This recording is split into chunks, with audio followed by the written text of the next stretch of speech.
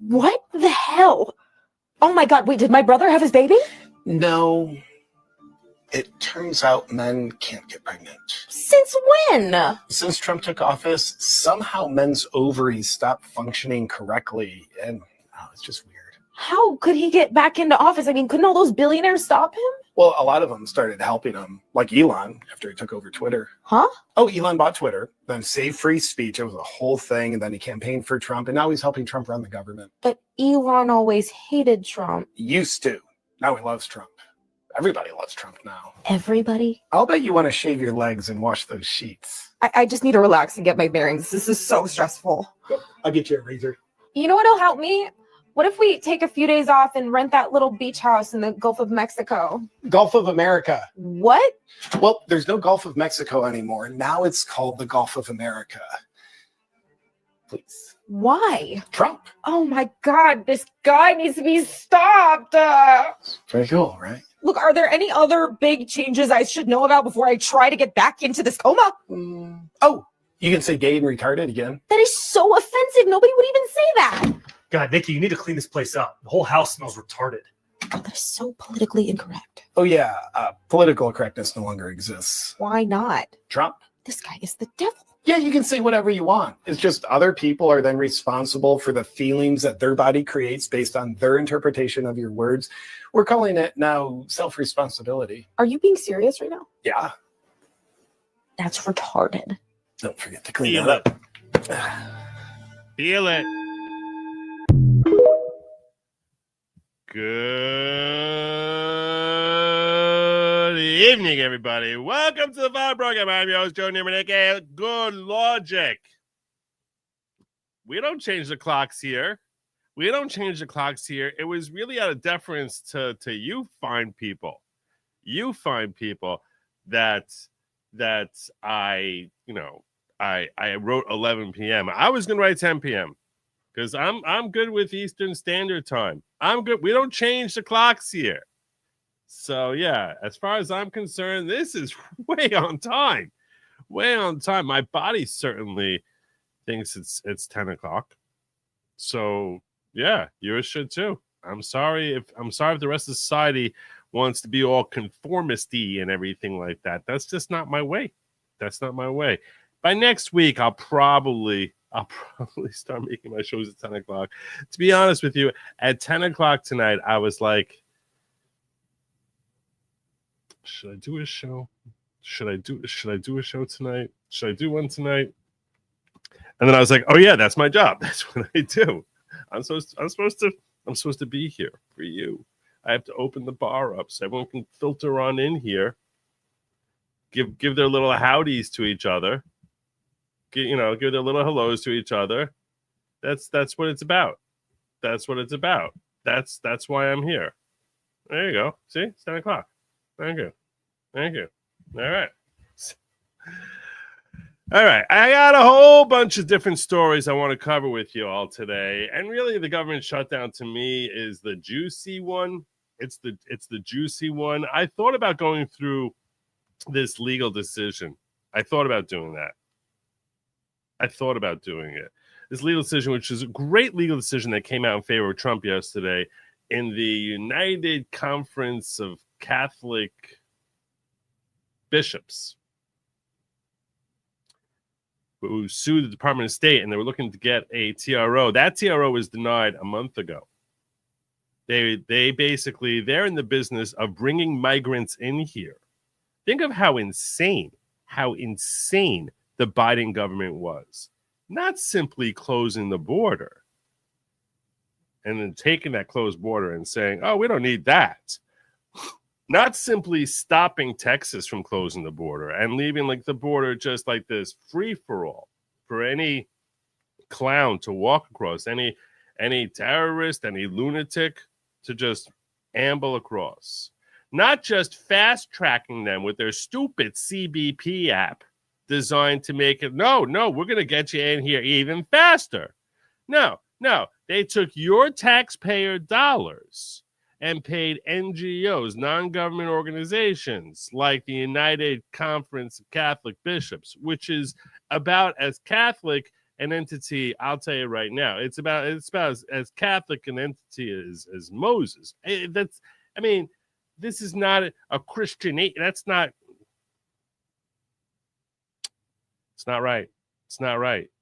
But that's what the left loves to do. They basically, if they tell you everything is rainbows and unicorns, how can you vote against it? So this agency was getting hundreds of millions of dollars so that they could literally bring migrants into our country. And where were they getting those millions of dollars from? Oh, they were getting that from you, taxpayer money, to import illegal migrants into the country. And when that spigot got shut off by Donald Trump on January 20th, 2025, and he said, I'm putting a freeze on all our spending until we could sort through which of this crap I actually still want to keep. One of the quote-unquote victims was this conference of Catholic bishops and the hundreds of millions of dollars that they were getting to import illegal aliens into our country. They would put them up, they would shelter them, fly them on in here, give them medical, education. They were basically like, let's just start putting you on welfare right here. I know you're in Estonia. I know that you're in India. I know that you're in Colombia. Let's just start flying all in here. Why not? American Joe's going to pay for it. I don't mean myself individually. You guys contributed as well. I was using the colloquial term as, American G.I. Joe. And Dominion is rating me. My God, this is a blessing. Thank you, Dominion. Thank you so very much. Welcome all you Dominion folk. Appreciate you coming on in here. So, yeah. Well, anyway, so they went to court and they said, we want to get a TRO. We want to get a TRO. We got to get out in here. We got to get our money turned back on. What's happening? Hello. They got before Judge Travis McFadden in D.C. When you don't get a woman judge in D.C., you don't get some newly bred, fresh out of making his judicial oath Biden appointee, you're not going to do quite as well. You sort of lost the lottery on which judge you got. Travis McFadden said to them on their TRO back in February, he said, no, I'm not signing off on that. That's a very drastic remedy. This doesn't look like you have the basis here for it. I can't sign off on that kind of crap. You can try again in your preliminary hearing, put in your papers, let the government put in their papers why they shouldn't have to keep paying you, and we'll assess it then. And they put in their papers. Everyone put in their papers. Yesterday, Judge McFadden, doing what a judge is supposed to do, surprise, surprise, Trump appointee Travis McFadden, came out and said, I don't think I got jurisdiction here to do this. I'm not even sure I have jurisdiction to hear this case in the first place. I'm not sure what the hell you're even doing in my court. Why are you here in my court? Because as it happens, there is a concept, which many of you may not be familiar with. I don't talk about this concept nearly enough. But you can't just sue the government for whatever the heck you want to. The government actually has to allow you. This is a concept that I'm pretty sure we brought over from the UK, a legal concept, that the sovereign cannot be sued. The government and the state cannot be sued unless they agree to be sued. They cannot be sued unless they agree to be sued. And there's a lot of areas where the government agreed that they can be sued. You talk about constitutional issues? Yeah, there you can sue. You want to talk about Tort Claims Act. So Congress made a specific act saying, hey, you can sue them. Under the Tucker Act back from the 19th century, 130, 40 years ago, Congress said, okay, if you have some sort of contractual dispute with the government, you can sue them in a special court of claims. That's where you got to go. That's what Tucker Act said. You got to go to the court of claims. And it's like that, by the way, with state government also. In the state of New York, for example, where I practice law, you have to go to the court of claims. You want to sue the state of New York, and you want to get money from them. So he's like, you can't come to me. This is a contractual thing. You're saying you need to get paid. So I don't have jurisdiction to give you this sort of relief. And I know you're trying to dress it up as some sort of irreparable harm, but your harm, your conference of Catholic bishops, your harm is that you're not getting the money. You're saying there's irreparable harm because you have all these immigrants here who have their personal needs are not being met and they're not being flown and there's all these appointments and all. But that's their claim. Your claim is for money. So that's that's just a money thing. Money, A, is not something you're supposed to get a TRO or any sort of injunctive relief for, and B, not in the right courthouse. You're not supposed to be here. You got to go to the court of claims. So they didn't get the preliminary injunction. They got no injunctive relief. Unfortunately, those hundreds of millions of dollars are not being shipped out to import a whole bunch of new migrants. So that's a good thing. That was a good thing that happened yesterday. I credit law of self-defense, my friend Andrew Branco, for calling that case to my attention. He did a phenomenal video breaking it down in much greater detail than I'm vested in giving to you earlier today, and I highly recommend that you all check it out, much as I did. It's a great breakdown of the actual decision. But I was just not in the mood to actually read through a decision with you all today, so we're not going to do that. Instead, I want to share with you things that you will appreciate and enjoy. That's what I'm here for. That things that, not that you wouldn't appreciate and enjoy that, but things that, like, a little bit. I figure, look, it's 10 o'clock at night. Some of you might be like, a little bit. Your brain is sort of sifting off into like nighttime mode. The whole breaking down decision things. I don't know. It's kind of rough. It's kind of rough at this time of night. It is. I do it sometimes, but it's kind of rough.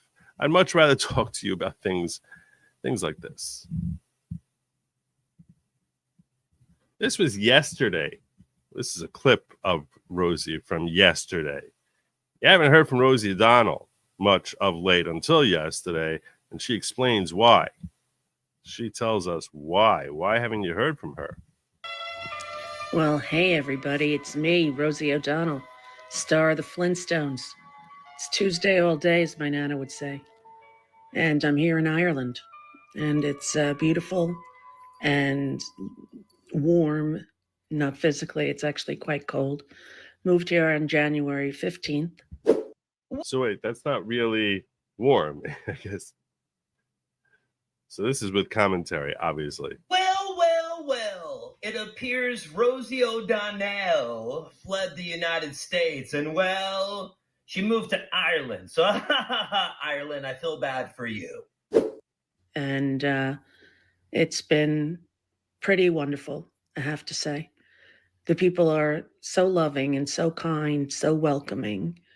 And I'm very grateful. I'm in the process of getting my Irish citizenship, as I have Irish grandparents. See, with a name like O'Donnell, I never would have assumed that she had Irish grandparents. I thought that was like a Nubian type of thing, O'Donnell. That, to me, if I had to hazard a guess as to where she was coming from, that's where I would have thought somewhere Central Africa, maybe the Orient, because O'Donnell, everyone knows. But apparently, maybe it's from her maternal side. She's got Irish blood in her, or so she claims. And that's what's going on. Well, there you go. That's what's going on. That's what she was telling everyone. That's what's going on. That Trump was coming into power, and If that's moving up, then I'm moving out.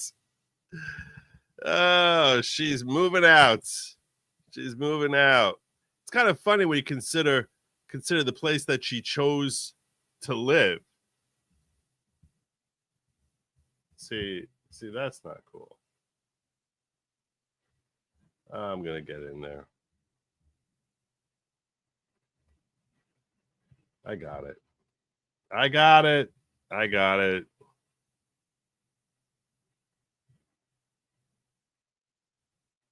You have him out in here, Don Mannion. Don Mannion. That was yeeted forever. That was yeeted forever. Sorry for that distraction. There was a troller who was spamming in there. I'll try and keep an eye in case they come back under a different name. Anyway, so it seems that despite the fact that on her father's side, O'Donnell, like I said, is probably a Nubian name or something like that. For one reason or another, this woman who's so welcoming, and so happy to be in America when we're bringing in all these illegal migrants, she picked like pretty much the whitest country on earth. Racial demographic and as follows. Oh, okay. White Irish, 82 to 85%. Other white ethnicities, 9 to 10%. Asian, 2 to 3%. Black population, 1.5 to 2%. Other BIPOCs, whatever that means, 1 to 2%. So that's where she moved. That's where she basically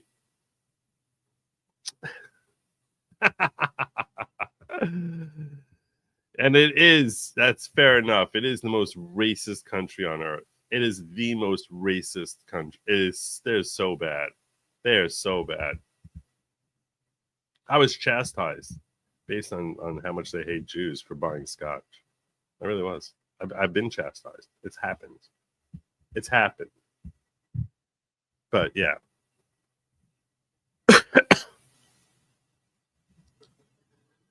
Whew.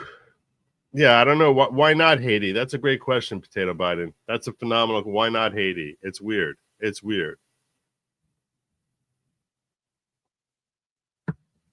think she's scared? Do you think that's what it is? You think it's not Trump? This is a Diddy thing? Maybe. Could be. And I think that all came about mostly past her prime, but who knows? I mean, listen to the woman. She refers to herself as star of the Flintstones. Like, this is how she introduces herself. I'm the star of the Flintstones. I saw this. I was like, what are you talking about? Well, hey, everybody. It's me, Rosie O'Donnell, star of the Flintstones. What the hell?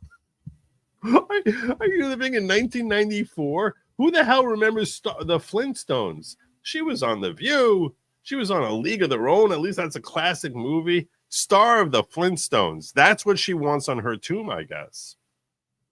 Star of the Flintstones. Anyway, so that was Rosie yesterday. Everything was rosy for Rosie in Ireland. Just yesterday, everything was just sweet as can be. Sweet, awesome, amazing for Rosie. She's far away from the whole Trump administration. They're far, far, far away from her. She got an ocean between her and anyone from the Trump administration. But what's this? Let me just say before I introduce the Taoiseach that, one of the... JD Vance is in Ireland. That's right. JD Vance shows up in Ireland. Oh, that's what you are, Rosie? Shows up in Ireland to extend diplomatic relations with the Irish. The things that we try to do with this breakfast is just remind people of the important bonds of friendship between the United States and Ireland. And, I think it's a great opportunity to do that. It's also a really great opportunity for Usha to wear her pair of green pants. She's had these in the closet for years and finally gets to break them out. Perhaps the most honored guest, of course, except for the Taoiseach and his wife, is my dear friend from the United States Marine Corps, Colin Tiernan, who brought his brother, Joe. Good to see you, man. And here's the thing that Colin taught me when I was in the United States Senate. He taught me about sock diplomacy, about the importance of gifting socks to my fellow senators. It's something that had, I give, Massachusetts socks to our friends from Massachusetts and Utah socks to our friend from Utah. So, Cullen, in your honor, I've worn these shamrocks. And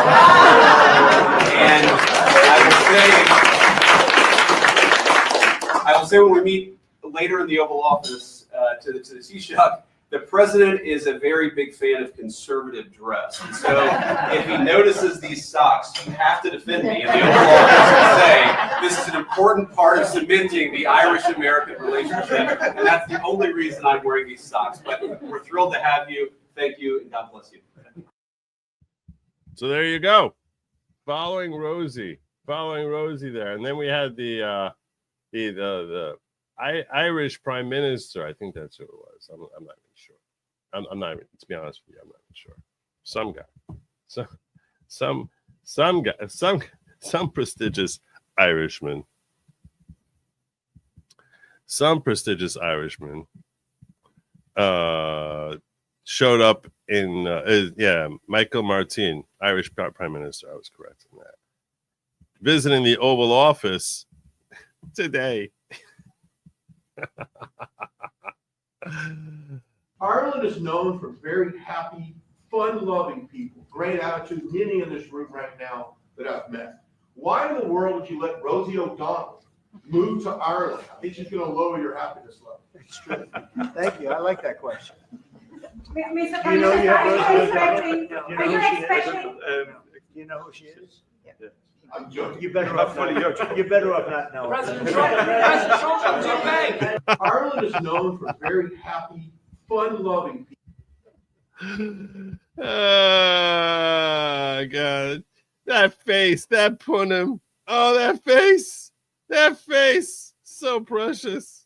Oh, my God. She's not having a good day. She is not having a good day. Yeah. So there you go. American-Ireland relations, despite Rosie O'Donnell being sent over there, they still want to be friends with us, I guess. I don't know. Drop Records has exposed the congressional slush fund. We'll get them on the Mann Act. Nice. I like it. Also, Greenland is nearly ours. Big win there today. They voted for independence.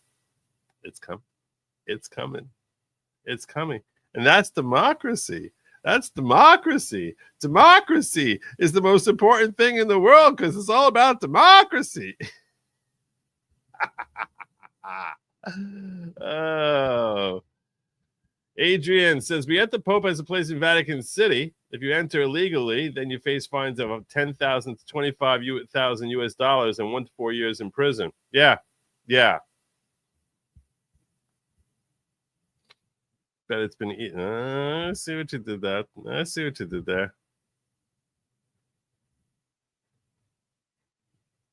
Do I think Trump can do recess appointments with the government shutdown, or does it have to be in recess? Ooh. This is an interesting procedural question that Rob Stoops from the Michigan Patriot is asking here. Such a clever thought. So if there's a shutdown, sounds like they're not in session. I don't think that a shutdown means they're out of session, though, because they still continue with all their talks. They come back out of session. I don't think that's considered. I don't know. It would give a basis, I think, to claim if he wanted to. Not that I think he has any more recess appointments to make. Everything he wanted pretty much went through. So I don't think he needs to worry about that so much. Oh, my God.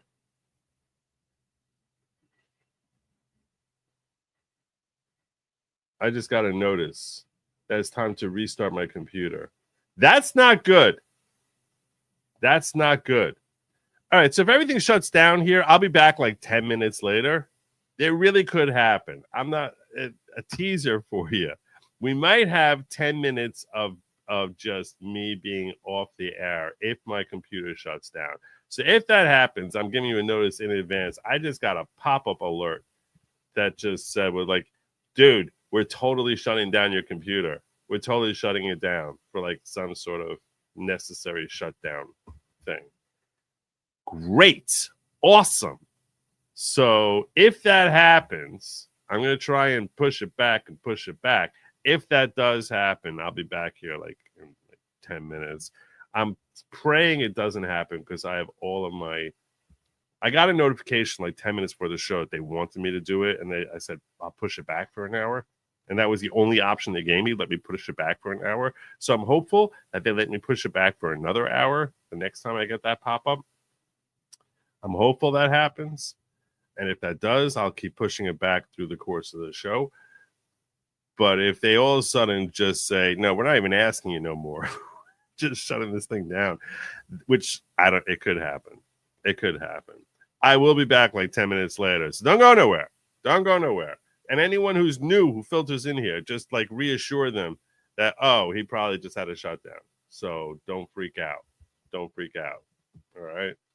And it's not like, I got like, I got any sort of police interrogation or anything like that happening. It's just my technicals. Rosie was in the Flintstones, not the star. She was Betty Rubble. Let me explain something to you, okay? Not the star. You got Fred, you got Wilma, and you got Barney. No one even remembers freaking Betty Rubble. And that's what she's billing as like her big thing. That's her big thing. From the Flintstones. So pathetic. Betty Rubble. Unfortunately, still can't bleach the image of her in leather lingerie from another god-awful movie she was in. Why would you do that to society? Why would you resurrect? Why would you even want to have? Oh, my God. If your mother gives you socks, it's a gift. If your dad gives you socks, he knows. Okay.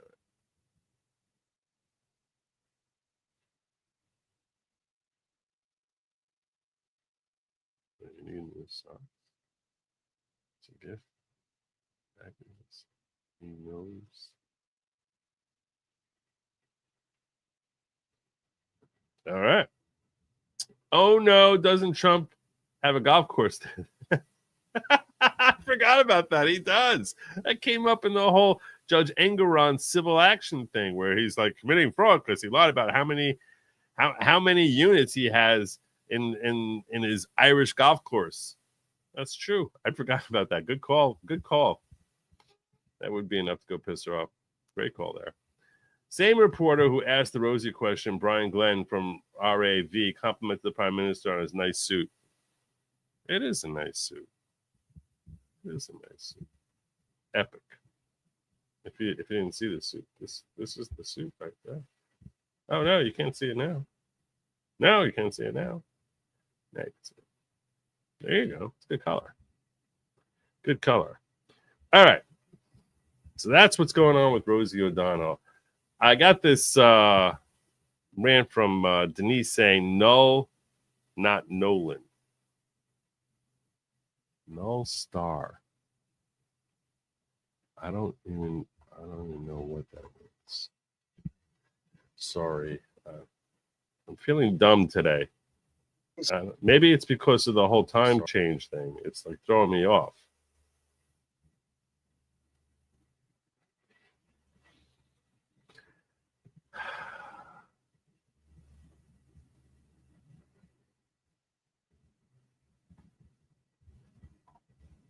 Here's the thought. Just bookmark your web tabs now so you can just bring them back up easily if your computer restarts. No, you see, no.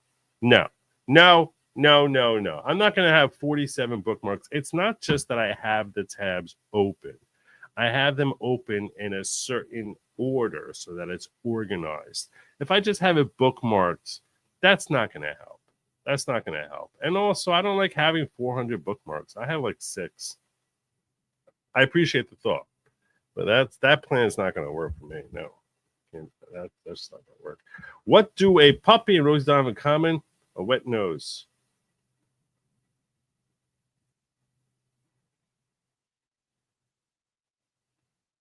I didn't notice who made that joke, but I'm almost positive it's one old guy. Oh, there we go. There we go. There we go. There we go. Okay, brother.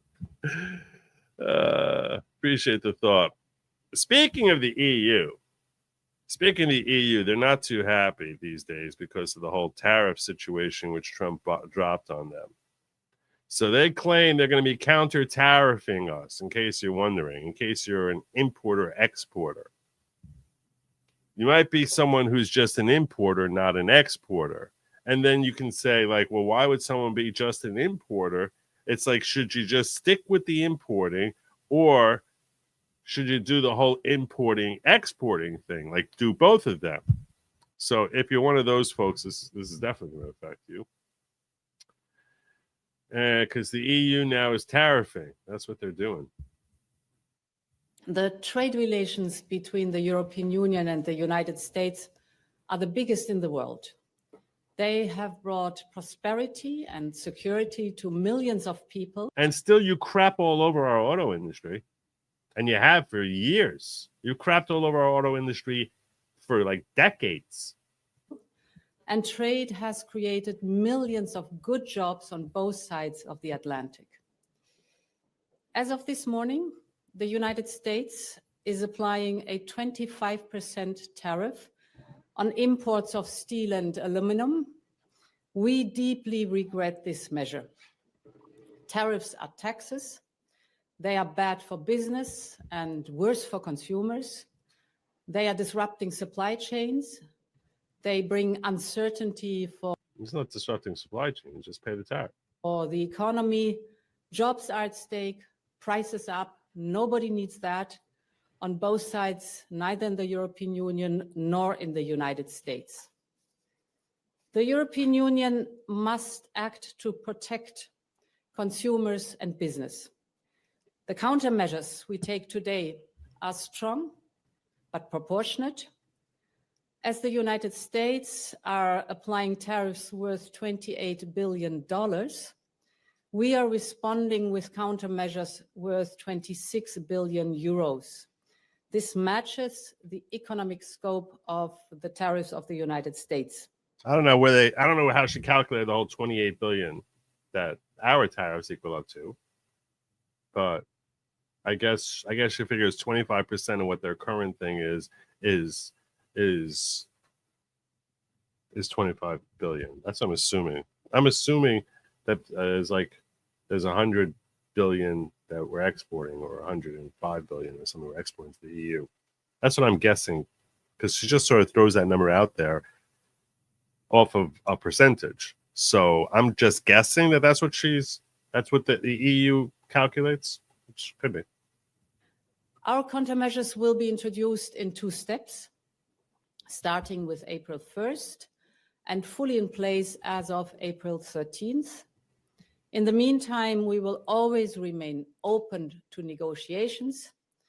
We firmly believe that in a world fraught with geoeconomic and political uncertainties, it is not in our common interest to burden our economies with such tariffs. We're ready to engage in a meaningful dialogue. I have entrusted Trade Commissioner Maroš Šefčovič to resume his talks to explore better solutions with the United States. Well, there you go. So tariffs are coming. That's what they say. Tariffs are coming. What? Did I lose my brand color? Do you see brand color here? No, I gotta see. I did lose my brand color. That's weird. Where is that? Oh, let's see. Oh, this is not good.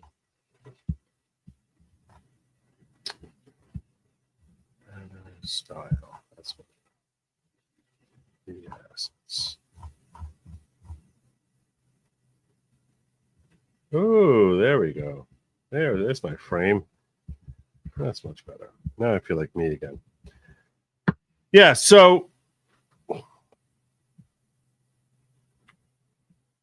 my thoughts on the tariffs are this. What's Trump playing at? Let's think this through. Because the retaliatory tariffs,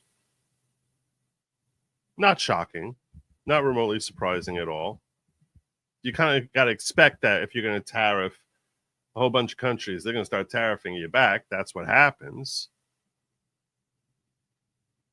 On this call, I put my trust in Trump because I can see the upside here is if there are tariffs that we're going to be facing on importing goods from the EU or China or whatever, there's going to be added on costs for that. It puts us into a more of an isolationist type of economy. And in that sense, I think it helps. Look, I'm not going to kid you. It could make for tougher economic times in the short term. But it sort of actually is a way, and I'm not sure if this is what his agenda is, to be honest with you. But the argument you can make in favor of this is for far too long, we have been dependent on resources and goods produced in foreign nations. And perhaps America would be best served. We learned from the whole epidemic and the blockages from when we were trying to import. Everyone remembers how inflation skyrocketed right after Biden took office. And a lot of people blame Biden for that. And to a degree, it was his fault. But some of it was that as we were getting our way out of COVID, because so much of the shipping had been shut down during COVID. So I recall that there was blockages in the ports where they were saying ships would have to wait weeks before they could actually dock.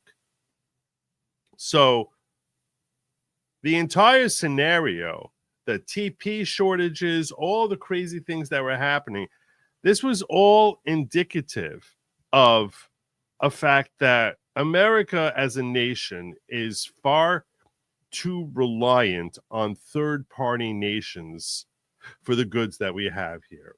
And yes, that can make things cheaper, no question. It definitely can. At the same time, that reliance has a downside to it. So to the extent that we may be seeing long-term tariffs here between the United States and, I don't know, the rest of the world, frankly, in a certain way, it sort of pushes us into the pool where it's like you have to be self-sufficient. You can't learn to swim if people are holding you up. You need to sort of dive into the pool. And at first, it can be scary. And you feel like it's a struggle. And it's like, oh my God, what the hell am I doing? But I can actually see how long-term this can be of great consequence to the United States for us to be completely self-sufficient. And if we can actually achieve that, I think that's a long-term benefit to the country as a whole. And I give enough credit based off of the results of his first term pre-COVID and how Trump handled the economy, where everything was surging in ways that no teenager could remember ever seeing flourishing so well, at least through 2019. So based on the way he got the economy completely rollicking and just surging in ways that every president would dream of having, I'm gonna extend my confidence to him on this tariff call and say I can already tell you a potential benefit, even if it is financially more of a struggle, because you're not able to sell as much across the pond, and buying things here are going to be buying imports from the EU or China or other countries is going to make things more expensive. I think short term it could be difficult. I think long term it could prove to be remarkably healthy and beneficial to this country. So I'm going to extend my confidence to him on that. That's my thought on that. There was once a Rosie Saturday morning cartoon. Oh, I vaguely recall that. Now I'm very curious if I can. Let me see if I can find that. Now, Rosie cartoon.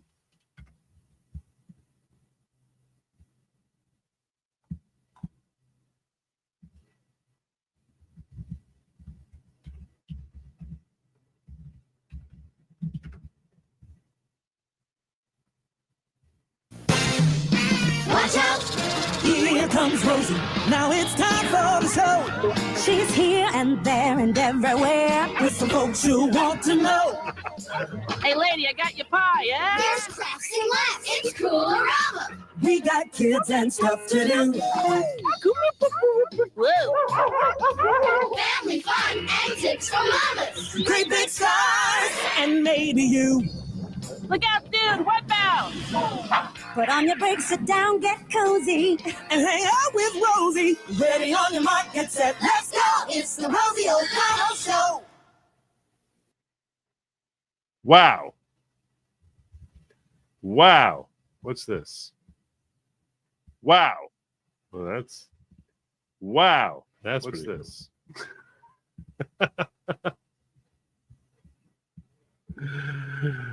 That's kind of cool. I like seeing myself on YouTube. That's kind of cool. Mr. Beard, hit me. We got the double there. IT support here. If you make a group, you can put your show tabs in the group. Once they're in the group, you can then collapse the group to get space free. If you make a group, now I'm curious. So you're telling me now if I make a bookmark group,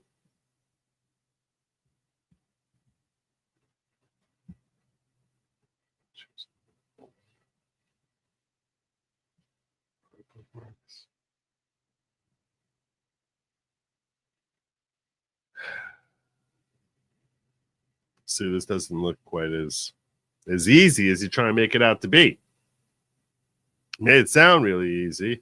Now this looks like something I'm going to need to investigate further. Because obviously I'm not going to figure this out like in the next minute or two. I will tell you all that the threat of my show just shutting down because my computer restarts, I think it's scheduled to happen at 11:55 my time, which in my brain is 10:55 because I'm still on Eastern Standard Time, not Eastern Daylight Time. But yeah, so that's like 11 minutes from now. RAV reporter was the same guy who slammed Zelensky for not wearing a suit. Oh, compliment to the PM for wearing a nice suit. Thank you. See, I was wondering. Thank you. That makes that explains it. So I told you I'm kind of slow today. I'm really slow. I feel slow. I feel it. Tell me how, when the Dems are in charge and Republicans refuse to support their spending, the shutdown is our fault. And if the roles are reversed, it's still our fault. Are Americans really that retarded? No, they're not. As evidenced by the fact that no one ever believes the Democrats anymore. So no, they're not that retarded. They're not. I think the Democrats are pretty stupid. And they underestimate the American people. But EU is Putin's biggest petroleum customer. Ukraine is their biggest return on in interest rate revenues. Meanwhile, trying to start World War III. They's whack, bro. They're whack. They're stupid. They're so short-sighted. And they have there's no thought about long-term game plan. Fat cartoons are entirely unnecessary. Fair enough. That cartoon is the only time you see Rosie fat. And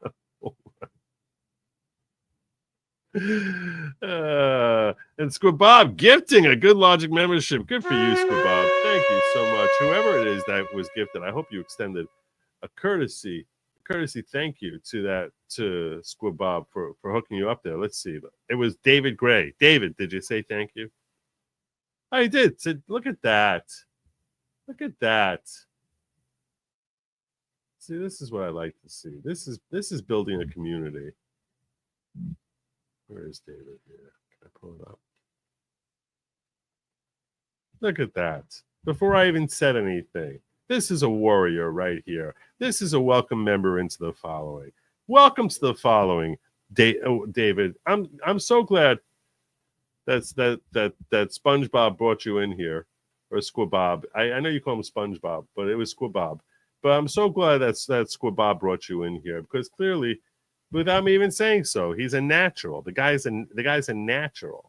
So welcome to the following, which is not at all a cult.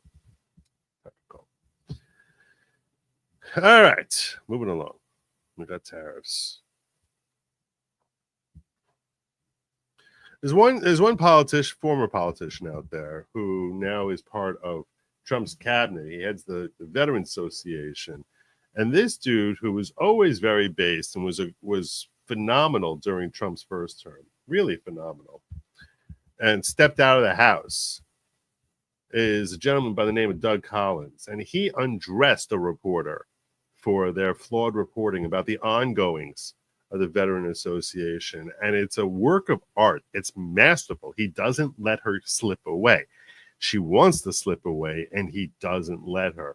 I need you to watch this so you can appreciate the greatness with the way he handles this entire situation, because it's a beautiful, beautiful thing to see. But I do have a second thing, Patricia, I really need to know. One of the things that I've been finding, we got into it a little bit in the discussion, but one of the issues that we're having is, and it's something here, I need your help on something. I need your help because all I seem to be doing lately is fighting back against innuendo and rumor stories. And this is what I seem to be fighting about all the time. In fact, Patricia, part of it is with you. I'm sure. And I'm sure. I just need your help because when you start headlines with, there's a rumor going around and that we've heard that hurts my veterans. That scares my veterans. That scares my employees because it's not true. I even like the way he refers to as my veterans. I love everything about the way he handles this interview. He's like, that scares my veterans. That hurts my veterans. It's like they're his, like you can tell he thinks of veterans as his people. These are my people, and you're hurting my people. Everything about his tone there is perfect. It's a reflection of how he thinks and feels as a person, plus the way he conducts himself in this interview during this segment is just remarkable. Will you commit to not doing that in the future? Well, there was. So he says, can you commit to not spreading empty stories saying there's a rumor going around and we heard this? A DOJ representative that day. I have a VA employee who is our DOJ liaison. You knew that and you could ask that question. I did ask that But question. when you got the answer. But my question here is, I need you to commit to not starting off. Rumors began circulating. So I think the story that this reporter had, and I use the term reporter obviously very loosely. So this reporter must have spread some sort of rumor about Doge coming in and looking through the records of the VA and trying to scare the VA that their files are being examined by some nefarious actor. I mean, well, if it's either true or false, Patricia, and then you go to Patty Murphy saying that we've heard and we have made Doge may have barged into the VA today. Unconfirmed hearsay. You know what you'd have done if I was a member of Congress and probably done that? Unconfirmed report. But you didn't put an unconfirmed report. Right. So, Patricia, I want to work together with you. Okay. But I need you to commit to me that you're not going to do this. I'm working on it, and I have been actually, I have another question based on that. Thank you very much. She's trying to fight back. No, I want to hear the answer first. You commit not to do rumors because you. I love that. No, we're not going on to your next question based on that. First, I want to hear that you're committing to not spreading rumors. I want to get you on the record here on tape that you're not going to be a rumor monger in the future. I'm going to be working with you. I'm going to be open and transparent. You have to not be a rumor monger. And he's not letting her slip away because that's what she's trying to move on and saying like, oh, I'm so glad you brought this up. And I'm not at all humiliated by the fact that you just threw this in my face because that inspired a new question. So it's really good. He's like, no.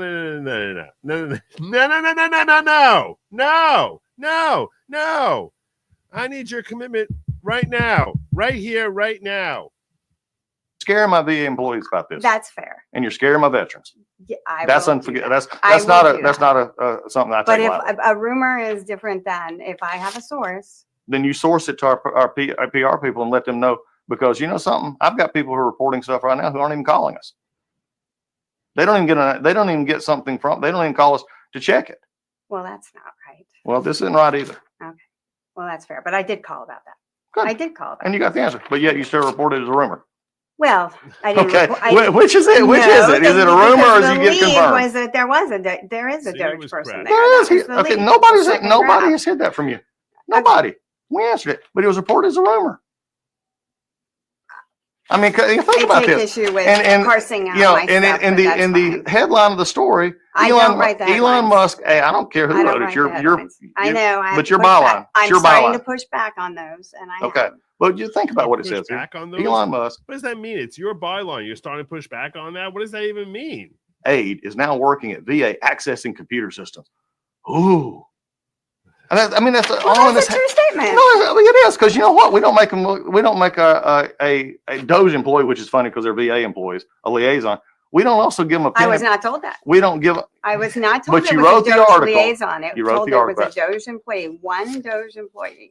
As we look at this, Patricia, I want you to know something. When you look at this headline and you're accessing computer system, I want to work with you a lot as we go forward. We're going to have a lot of time together. That's fair.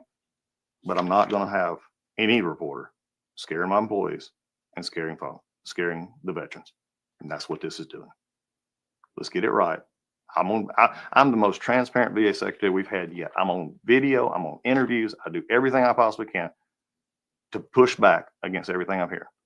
So we got a team that will help you, but I need your commitment to help me too. Okay? Awesome. Awesome. Awesome. Completely just like took her behind the woodshed and just whack, whack, whack, whack, whack, whack, whack, whack, whack, whack, whack, whack, whack. I love Doug Collins. He's awesome. He's so good. Spuds gifting a good Lawgic membership. God bless you, Spuds. I don't know if I'm gonna be able to find that one so fast. I don't know. Was the other person as good as David Gray? Did they thank right away? Were they as good? I don't know.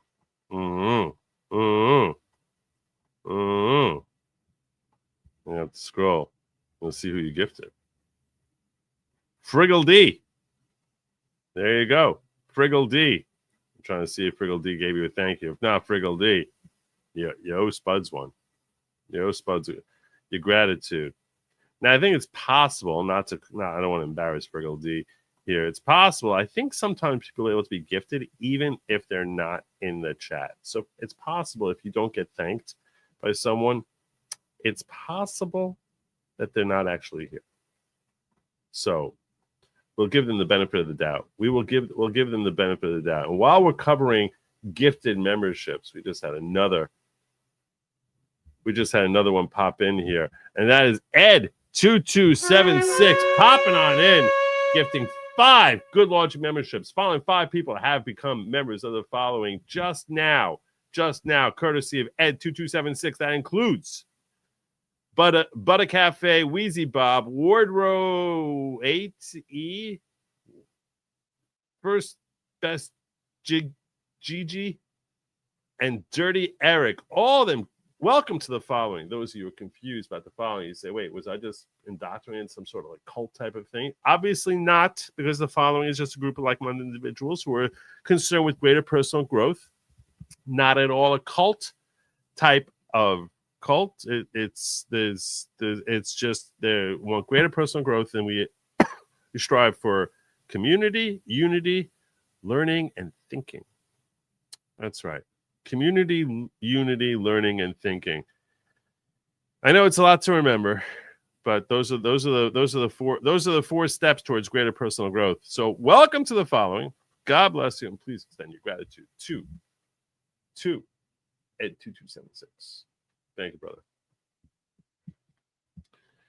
Do you think there's one person behind Dems BS? I think there's a group of a handful. I think there's a handful. Chuck Schumer is certainly one of them. Nancy Pelosi is definitely in there. Hakeem Jeffries. I think there's an inner circle of Democrats who are all coordinating their crap together. That's what I think. But we're going to get into that soon. If Rosie wants peace, I don't think Trump has property in the Gaza. Yet. Not yet. That's what it sounds like with an adult in the room. Yeah, that's what Doug Collins is. He is the adult in the room. It was a beautiful thing. It was a beautiful thing to see. He did a great job there. So there you go. And we'll go from one base guy to another here. More news from today. This was announced this morning. Lee Zeldin has good news for American manufacturers and those who are looking to extract resources from our great country. Today, I'm pleased to make the largest deregulatory announcement in U.S. history. The Environmental Protection Agency is initiating 31 historic actions to fulfill President Trump's promise to unleash American energy, revitalize our auto industry, restore the rule of law, and give power back to the states.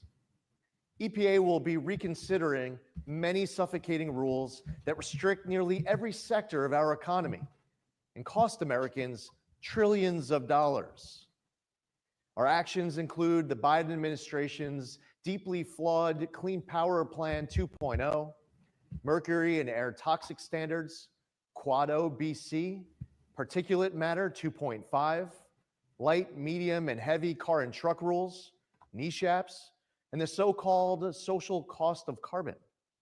To advance cooperative federalism, The social cost of EPA carbon. will partner with Just listen to the words they make up, the terms they make up. The social cost of carbon. The social cost. So what is that? The social cost of. How do those four words belong in a phrase together? The social cost of carbon. Well, look, I understand, you're going to be taking out some carbon fuels there. Have you considered the social cost of carbon? This is not English. This is not conversations we should ever be having. This is how everything about our government was just co-opted into what the F is that? The social, what is it? Someone walk me the social cost of carbon. The social cost. Have you considered, hey, Bob, before you eat that hamburger, just let me know. Have you considered the social cost of carbon?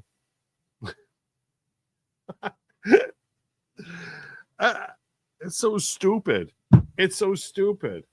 The social cost of carbon. Thank God. Thank God we got Lee Zeldin in there. the states that were universally rejected by the last administration's Good Neighbor Rule. Among many other actions, today's momentous day also includes the 2009 endangerment finding, along with all actions that rely on it. I've been told the endangerment finding is considered the holy grail of the climate change religion. For me, the US Constitution and the laws of this nation will be strictly interpreted and followed. No exceptions. There you go. Today, the Green New Scam ends as the EPA does its part to usher in the golden age of American success. Our actions will lower the cost of living by making it more affordable to purchase a car, heat your home, and operate a business. Jobs will be created, especially in the US auto industry, and our nation will become stronger for it. From the campaign trail to day one and beyond, President Trump has delivered on his promise to unleash energy dominance and lower the cost of living. We at EPA will do our part to power the great American comeback. There you go. There you go. Now, that was a very broad announcement. It was a very broad announcement. If you want to sort of break down a little bit, like what exactly did they roll back? It's hard to know. I'm not going to kid you. This was, reported in Climate News because that's a thing now. EPA announces dozens of environmental regulations it plans to target. The EPA announced plans to target more than 24 rules and policies in what the agency called the most consequential day of deregulation in U.S. history. They didn't provide details about what it wants to do with the regulations, whether it'll try to weaken them or eliminate them entirely. EPA is planning to take a wrecking ball to the environmental law as we know it, he says. The intent appears to be to neuter EPA's ability to address climate change and to limit, which is a hoax, and thank God for that, and to limit air pollution that affects public health.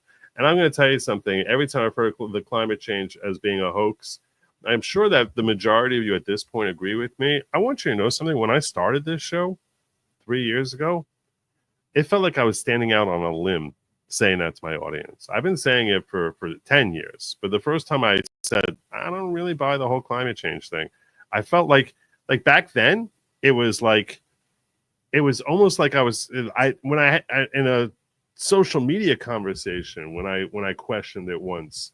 Someone like responded to me, really? Do you believe in gravity? And it's like with this arrogant hubris. And frankly, I felt like one of the lone voices, which I was like, I don't know. I mean, what is climate? Climate is, I think our ability to measure climate is so limited over the history of time. Whether you, even if you're a creationist, you think the Earth is only is 6,000 years old or so, or all the more so if you're some sort of evolutionist and you believe that the world is millions of years old, if not hundreds of millions or billions of years old. Well, you sort of got to say to yourself, we're measuring like 5 years. I mean, that's not even 10 years. And we're measuring in this place and in that place. It's like we're measuring in a handful of places. Even if you had 1,000 years to look back at, that's a crappy, tiny percentage. So you're sitting here freaking out about like, oh, look at what's happening over here in Antarctica. Look at the ice that's melting over here. And oh, did you see the hurricanes? It's like, I was just like, this is the stupidest thing. Weather changes. That's actually part of the definition of weather. It's continually changing. That's the way the environment works, and that's the way it has long before man was roaming the earth. So, yeah. I was like, there's no way you can tell me that it is changing in a way that's unexpected or that's in any way reflective of the conduct of man. And the answers they were providing were just like hopeful. And the predictions of doom were invariably wrong every single time. The 1980s, 1990s, they're predicting that the Great Lakes would be dried up by 2010. It's actually higher now than it was then. They have no idea what the hell they're talking about, and they never did. And yeah, I was actually one of the first people. I was the first person. No one said it to me before I said it to myself. I was like, I don't really buy this. I don't really buy it. And I started fighting it before I had a show here. And the first time I said it, even on this show, even in my right-wing audience, I felt like I was like, they're going to look at me like I'm crazy. Some of these people are going to think I'm insane. They're going to like turn the channel. I only have like 30 people watching me. Do I really want them to turn the channel on me? I was like, I don't buy it. Anyway, so the EPA sends an email to input. Now it's like, everyone's starting to recognize that everyone recognizes it's a hoax. So good. That's a nice development over the last. It's not a long time that people recognize it's a hoax. That's a relatively new thing. When Trump left office, it was not widely regarded as a hoax. And today it is. It's a real radical shift in the Overton window as far as the widespread acceptance. That's why I'm bringing this up, not to toot my own horn as to my position on this. I'm simply saying the reason it's so memorable to me, the reason I recognize that's such a recent development is because I haven't been doing the show that long. And even when I was talking to my own audience just 3 years ago, I was like nervous that I was going to alienate the handful of the few dozen viewers that I had by saying it. And now I think I'm going to put it up here. I'm going to poll. Now I'm curious whether my assessment is correct.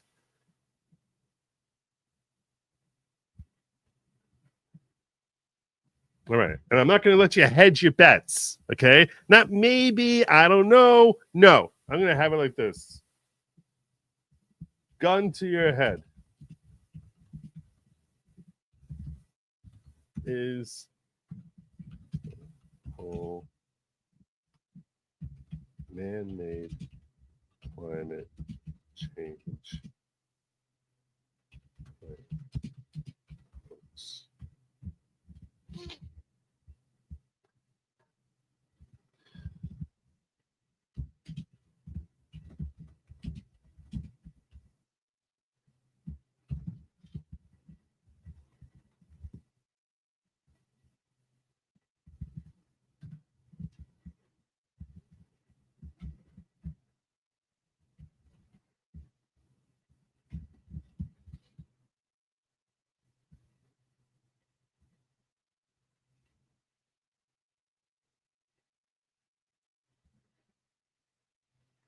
Let's do it. Let's do it. And I'm going to look in Rumble. Rumble, you folks. Hoax. Yes for hoax. No for not a hoax. I'm checking you out too.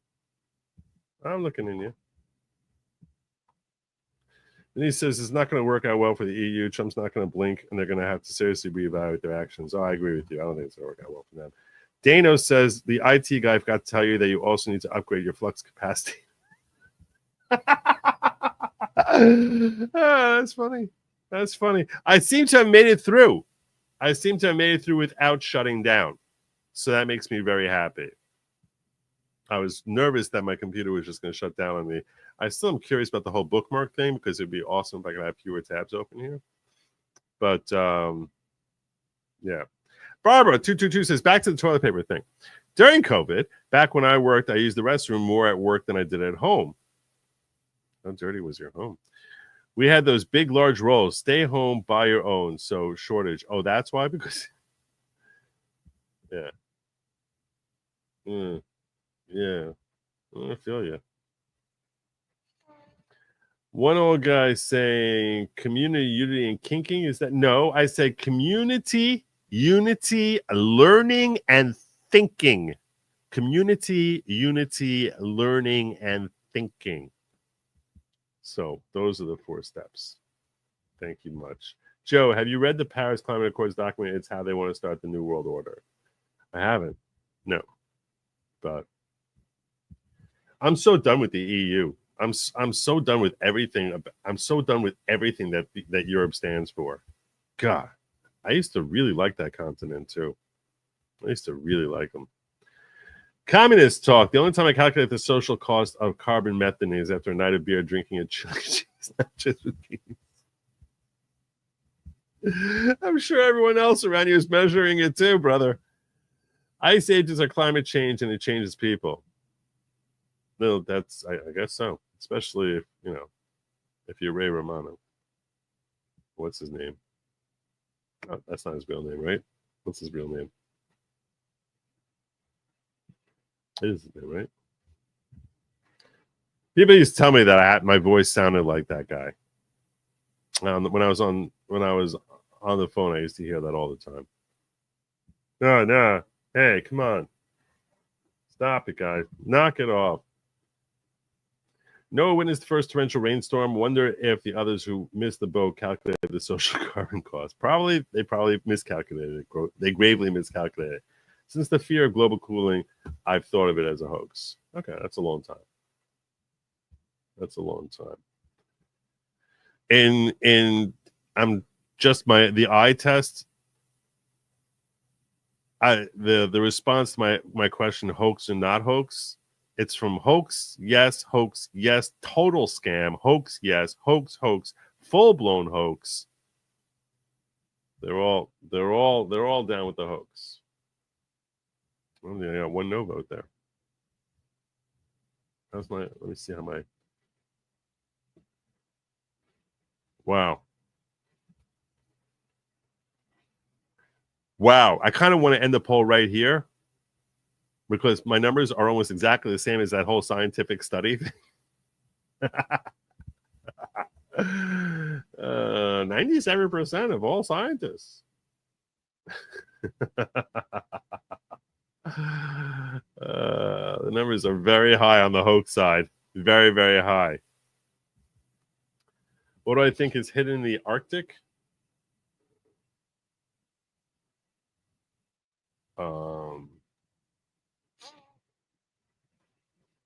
The riddle of the pyramids. I don't know what that means. I don't know what that means, Rob. I don't know what that means. Looks like Rob's walking on water in the Great Lakes there. I don't know what that means. I don't think there's anything in the Arctic. K Val hit me with a 50.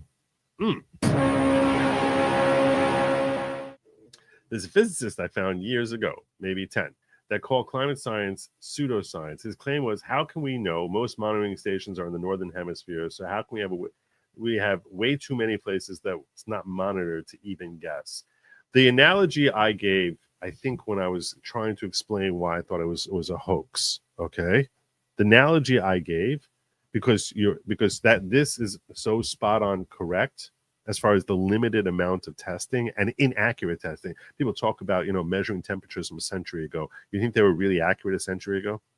I mean, seriously, you think they were nearly the same accuracy that we have now? And we're talking about tenths of a degree, or it's so stupid to think that, like, oh, this is, and they would have like 3 things south of the equator and 30 things, 30 barometers or thermometers, at various places across the northern hemisphere. It's nothing. It's like literally it's like an ant on the butt of an elephant trying to figure out what type of creature he's walking on. That's what humanity is. It's an ant. It's even that is giving too much credit to humanity, because we're actually much smaller than the ant, but it's hard for us to picture a paramecium. In fact, it should really be paramecium, because we have less knowledge than an ant would have. A paramecium. That's what we are. We're a paramecium on the butt of an elephant trying to figure out exactly what type of animal we're on. Look, we have no clue. Zero clue. And then they make these dispositive statements of like, oh my gosh, we have 12 years left. It's an existential crisis. It's an existential crisis. Oh my gosh, the whole world's going to go spinning. Like, the earth is going to turn into this big gaseous ball of fire. We're just going to go spinning out into the middle of like the next galaxy. The sun's going to miss us. Humanity is doomed. I'm like, nothing. Like 5 years from now, we'll know a lot more. And then, like, we'll go from like paramecium into being like, I don't know, a 14-celled creature.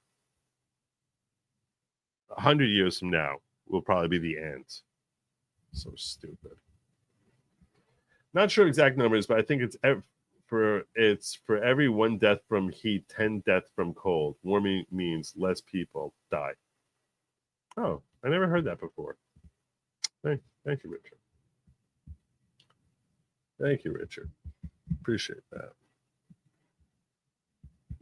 Anyway, finishing up on this climate story here. So Lee Zeldin says, we're driving a dagger straight into the heart of climate change religion to drive down costs of living for American families, unleash American energy, bringing auto jobs back to the U.S. and more. And by the way, one last thing to prove my point is how this is a relatively new perspective. And I am going to close out my poll now. And that poll is 94-6 that yes, it's a hoax. It just dropped to 95.5. Oh, went up to 95.5. Excuse me. It's at 94.6. 95.5. Practically the same as the scientists. The 97% of all scientists agree. So that was the most flawed thing in the world. You can get 97% of scientists agree on gravity. So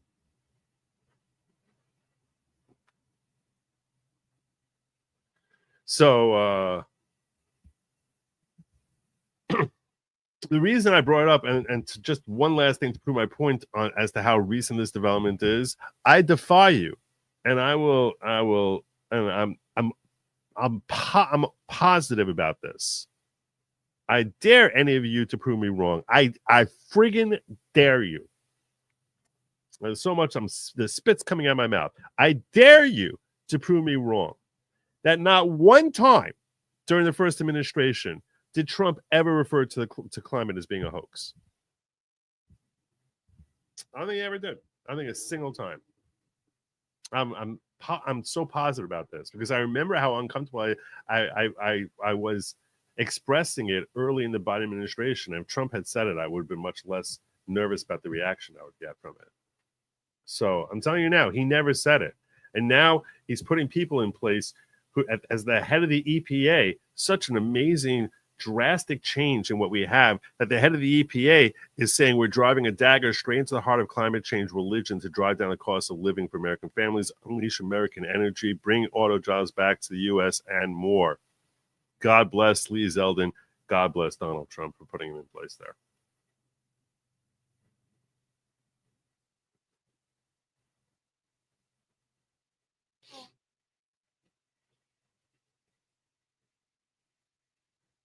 Ronder says the agency didn't have to release a list of rules to plans challenge, but they made clear they intend to start that process.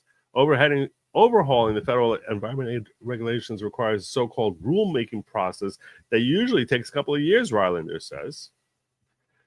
But we've seen this administration wants to move with a speed that we have not often seen, he adds. I suspect you'll start seeing proposed rules coming out in each of these in the coming weeks. Wow. Wow.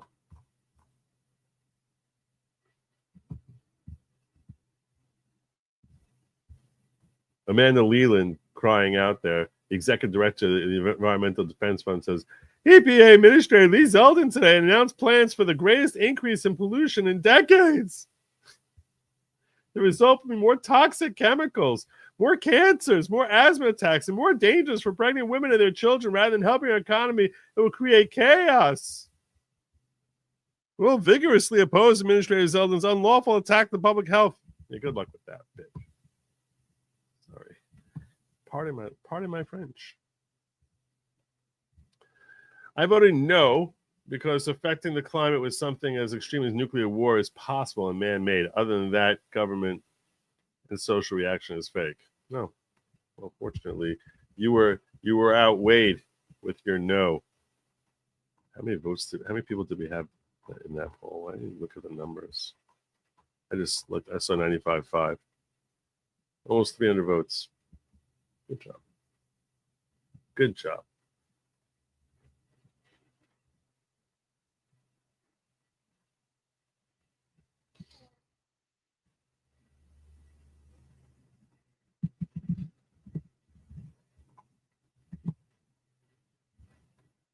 Frozen Nephilim dung are hidden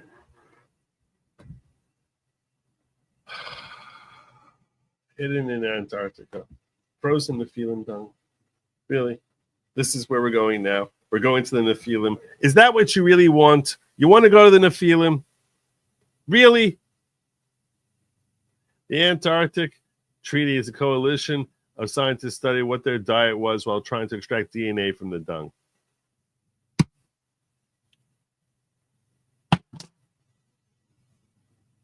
No! No! No! No! Look, I don't know what the Nephilim are, okay? I mean, I know what you're referring to. You're referring to, like, chapter 5 in Genesis. I know what you're referring to. I don't know if they're supposed to be fallen angels. I don't know if they're giants. I don't know what they are, okay? But one of the few things that it says is, that they were basically in one way or another interacting with mankind. And mankind was nowhere near the friggin' Antarctic. So no, this makes no sense to me. Just biblically speaking, I'm like, no, this doesn't make any sense at all. 1979, Leonard Nimoy's Spock speech on climate. I saw that. I think I've shared it here a long time ago, where he's talking about how we're entering an ice age. Look, and I remember, because I'll tell you something. I'm an old man, okay? You're probably around the same age as me, okay? I remember the winter storms of 77, 78. Oh my God. The forts we built out of snow, like 3 feet of snow. It was taller than me, the snow. Maybe not. But it was like around, it was close. And we built these forts, and we had these snowball fights, and yeah, my backyard was awesome the way it was filled with snow. And it stayed there until, I don't know, May. That snow didn't melt. It was so cold back then. And he came out with that thing basically talking about how an ice age is about to sweep across the earth. 97% of scientists' remark was made up by cartoonists that the left latched onto. And they kept saying it over and over again as if it was gospel. What are your thoughts on the judge's order on Pete Hegseth's posts? Will it hold up? I didn't see a judge's order on Pete Hegseth's posts. Now you have me curious, Rob. What? I didn't see that in the news. I didn't see that on social media. Judge Pete Hegseth post. post. I don't know what that could possibly even mean.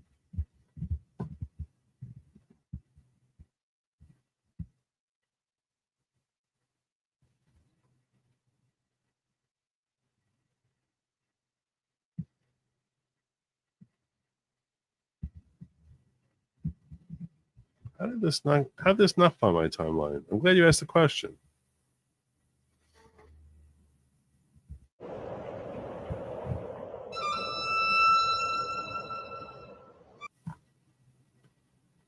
I hate Fox News. I hate this site. God, I hate this site. You got me very curious. I'm glad you piqued my curiosity here. Federal judges ripped DOJ lawyers' demands written retraction from Hegseth over transgender military policy post. A federal judge tore into lawyers from the Justice Department on Wednesday, honing in on a retweet from Secretary of Defense Pete Hegseth about disqualifying transgender Jews from service without an exemption. U.S. District Court Judge Anna Reyes, of course, a Biden appointee, of course, who previously stated the idea of only two sexes is not biologically correct because she's an idiot, heard arguments about the Pentagon's attempt to ban transgender individuals from serving the military as trans rights groups seek a preliminary injunction to halt the policy entirely.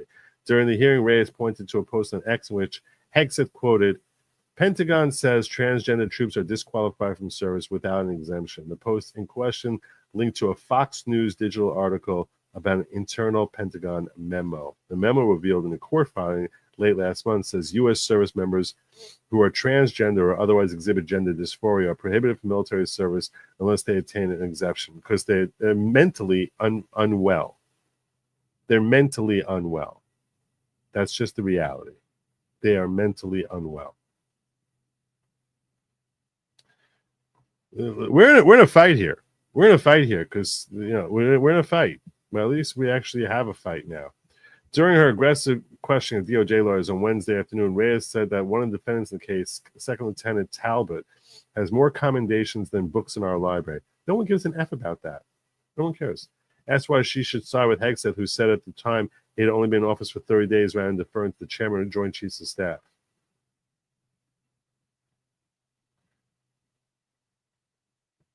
Reyes said of the chairman of Joint Chiefs had determined there would not be a problem with troop cohesion because of transgender people in the military. You defer to Secretary Hegseth, said DOJ lawyer Jason Mannion. Reyes fired back to the reason for Secretary Hegseth's decision was informed by two studies which actually undercut his policy and haven't even gotten to the issue of animus yet. Pentagon says transgender troops are disqualified from service without an exemption. What the heck? There you go.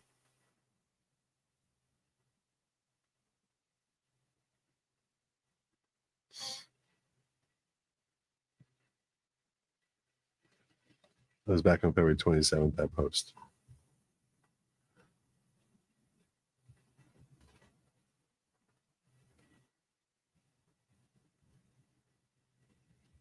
The judge then asked the DOJ lawyers if they knew how much the military spends on Viagra annually, and she told them it was $42 million, and that they spent $52 million on gender dysphoria treatment over 10 years. That's not the point. How the hell is that the point? How is that even relevant? What a stupid question. What an incompetent judge. This question screams incompetence. It's not a matter of finances. It's not a matter of the finances. Manny points out they didn't know how many people were talking about for each side of the argument. It could be the treatment for gender dysphoria is much more expensive or just a matter of much fewer people receiving the treatment. And that's also relevant too. What's your cost per patient? What a clownish question. What an idiot. When she questioned government lawyers that Hegseth reposted a tweet made it appear that all transgender troops would be disqualified from service, Mannion argued that Hegseth was only using shorthand for the broader policy. Look at the words of the policy, said Mannion. No, it's mean tweets. It's mean tweets. How dare he send mean tweets? Do you really think you can do that? Say one thing in public and then come here to court and say something else entirely? What a doofus. Look at the crazy eyes. Look at the crazy eyes. Look at the crazy eyes.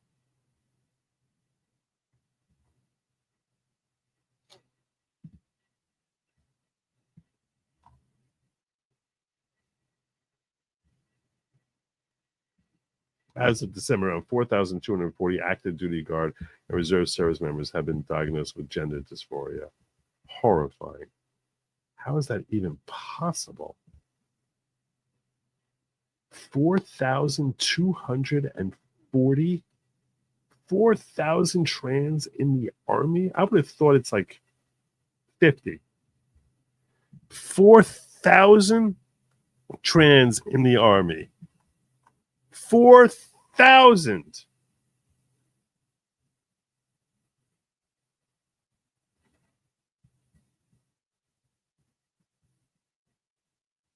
That's horrifying.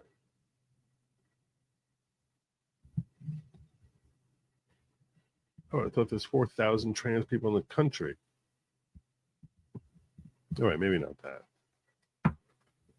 So sickening. So sickening.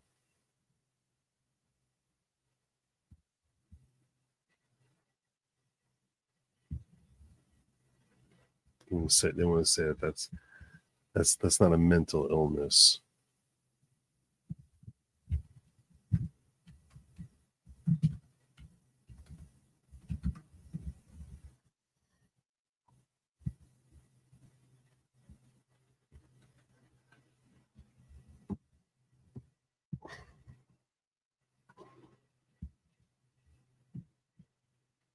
Not at all a mental illness. Meet JD Terrapin Holt, an actual member of the Oregon Consumer Advisory Council. JD uses turtle, they, them pronouns and helps develop policies surrounding mental health and addiction. The inmates are running the asylum. Literally, that's what we're seeing. The inmates are running the asylum. And Trump's trying to stop it, and you have lunatic judges like this Anna Reyes. Hello, everybody. It's JD, turtle and pronouns. Pronouns are turtle and they, them. Hello, everybody. It's JD. I use they, them, or turtle for pronouns. Hello, everybody. It's JD, they, them, and turtle for pronouns in the Springfield, Eugene area. Hello, everybody. It's JD, turtle and pronouns. How is that mentally well? How can anyone call that mentally well? How can anyone think that that is someone who is mentally okay? How can anyone say that with a straight face? That's a mentally well person.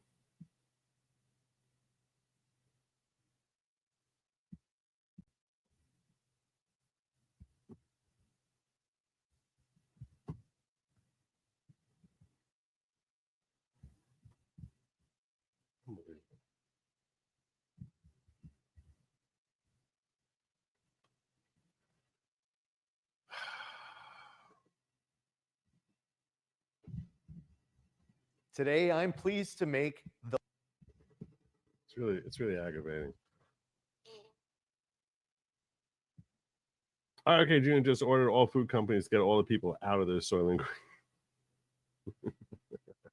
Green. Nice, well done, Piano Dean. Trump withdrew from Paris Climate Accord in his first term and called it a scam. Did he? I know he pulled out of it, but I don't know if he called climate change a scam. Did he? I asked Rock and sent you an XDM with the reply. Trump did call it a hoax. All right, let me check that out. Let me check that out. Let me see what you sent me here.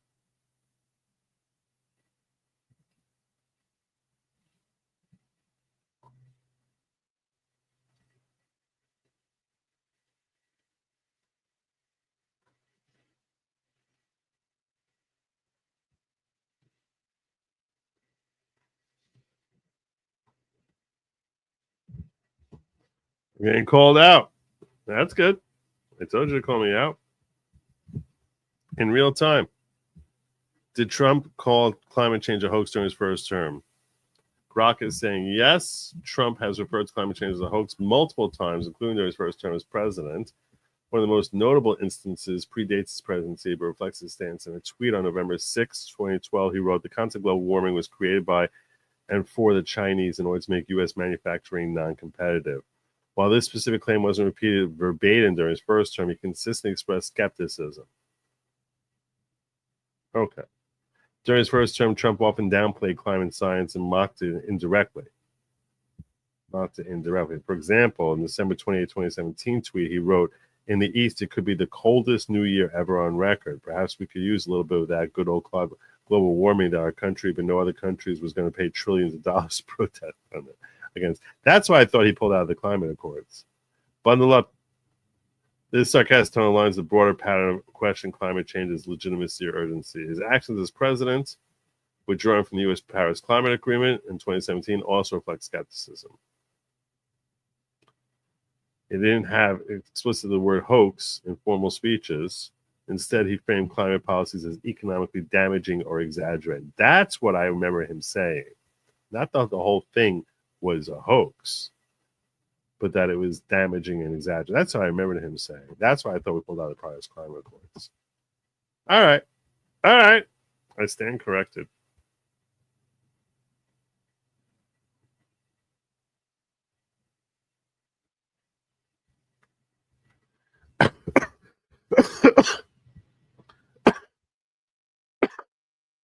Excuse me.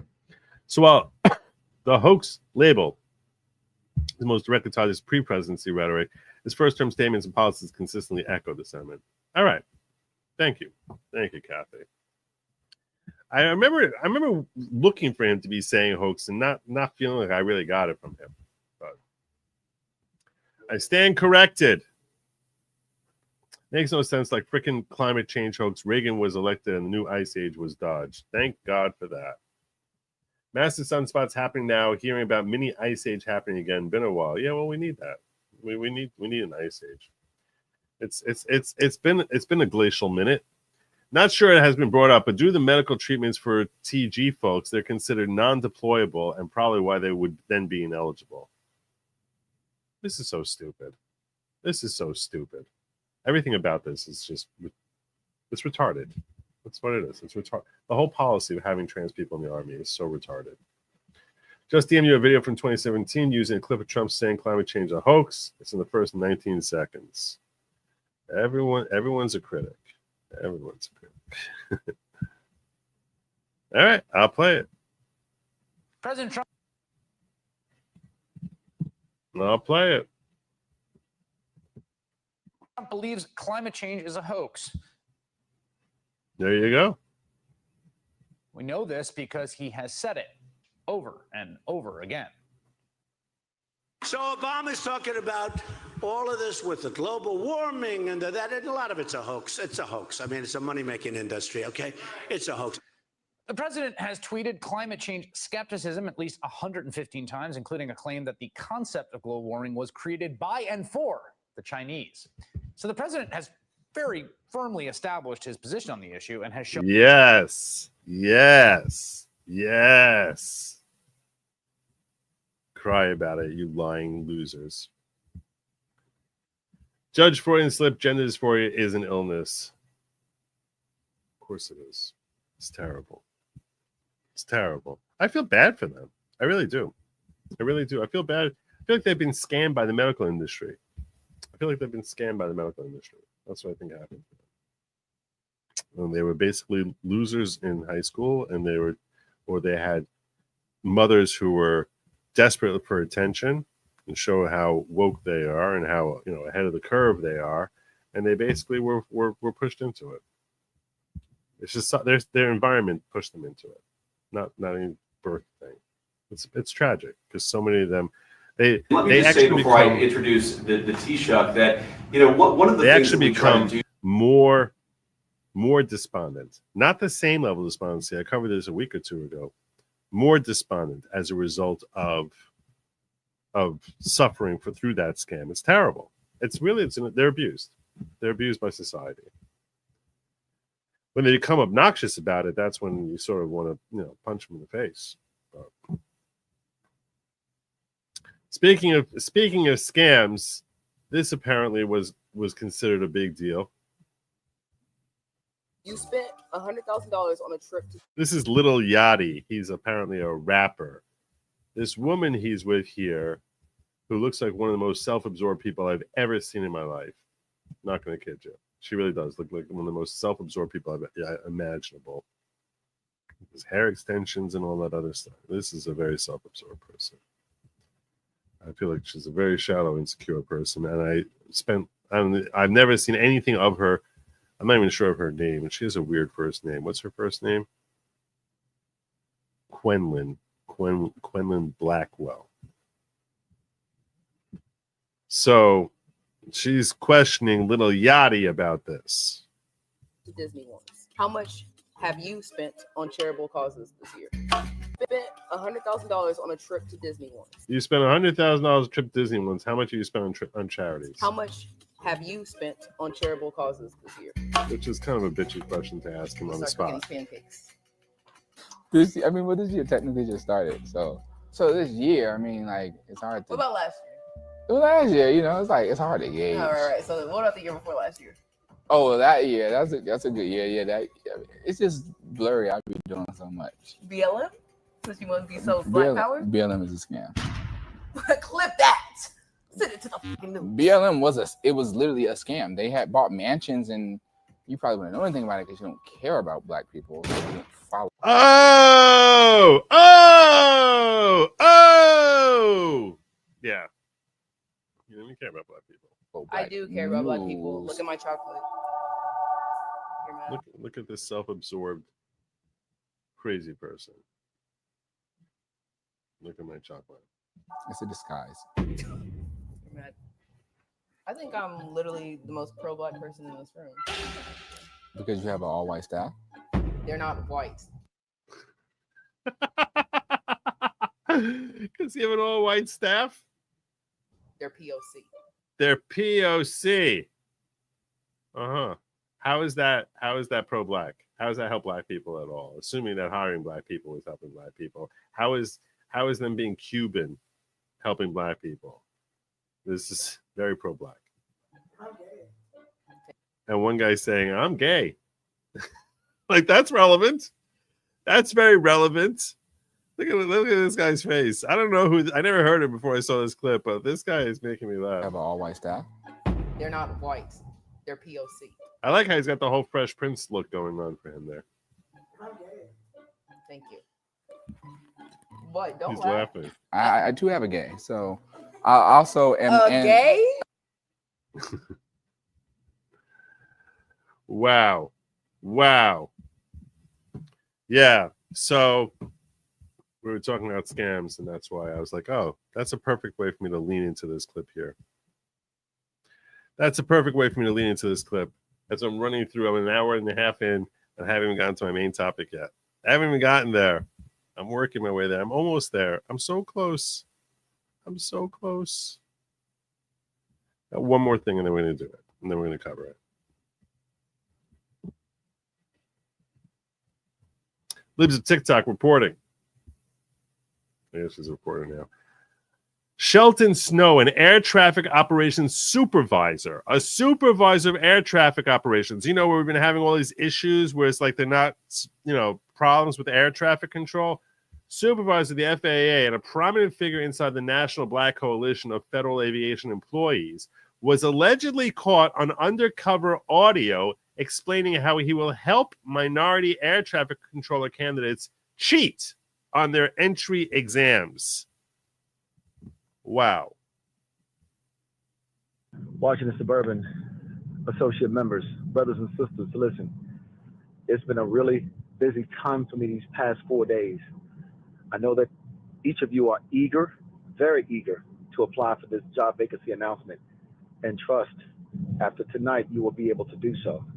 I am asking that you give me another 15 or 16 hours. Allow me to go to work and come home, provide you with an email that will be extremely crucial in the opening stages of this hiring process.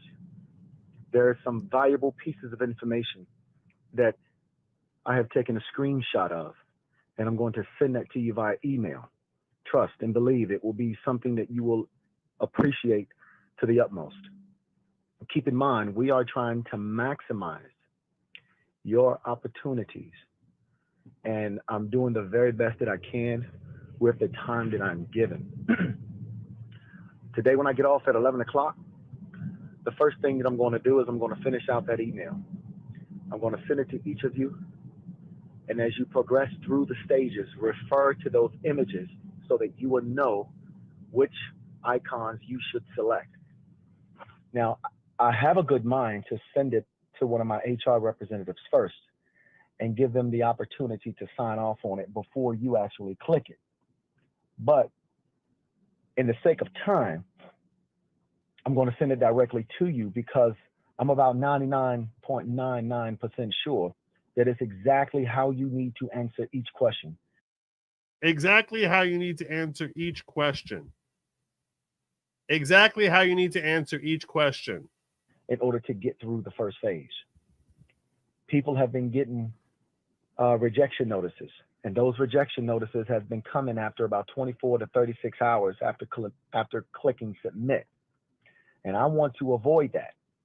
So what we're going to do is we're going to take our time and we're going to make sure that everything that we click on, and you're going to even have to go back to your resume and make some changes because one of our members and I have caught something, and we want to go back and we want to fine tune those details. And I guarantee that will give us the very best feeling that we could ever get in applying for this job. VRAs, those that have received tentative offer letters, we want you to apply for this job anyway. Messages came back saying do not give the agency an opportunity to say they never gave you one. So apply for it anyway. For everyone else, stand by to stand by. Later on this evening, when I get home, I'm going to finish those emails. And then I'm going to go back to planning for the Black History Month program. And then I'm going to process all new members' enrollment forms. And then I'm going to send out my emails to the managers of the FAA regional headquarters and thanking them for my visit. And then I'm going to get back to handling some important business for the VRAs.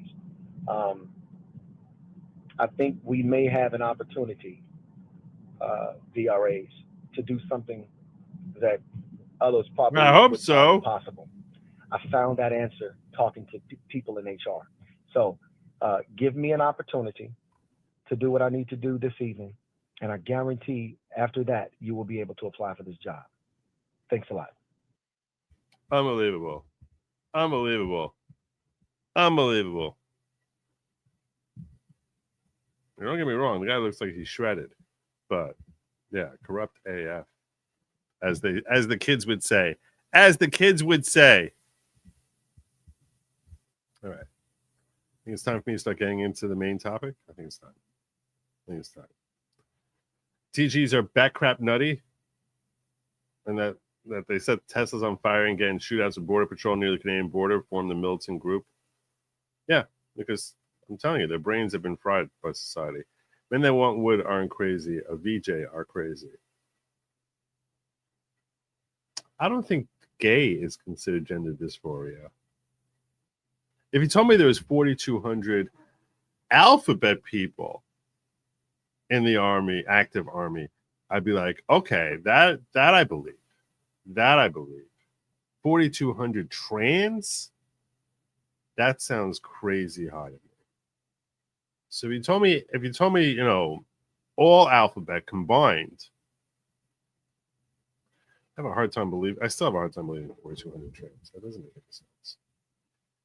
Was the InfoWars report of murder in Austin, Texas covered? I didn't talk about it. No, I did not talk about it. It was not on the agenda. I think it's a tragedy. I don't think it had anything job related. I think it's a tragedy that happened in Austin, and well, I'm certainly not looking to trivialize that tragedy or the loss that it caused to his friends and family.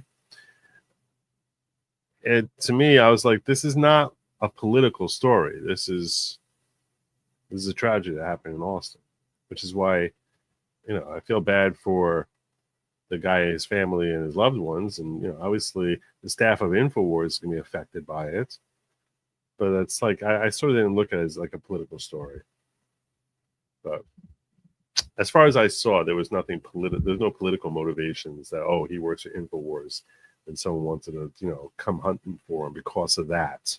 So I think it was just regular violence and mayhem.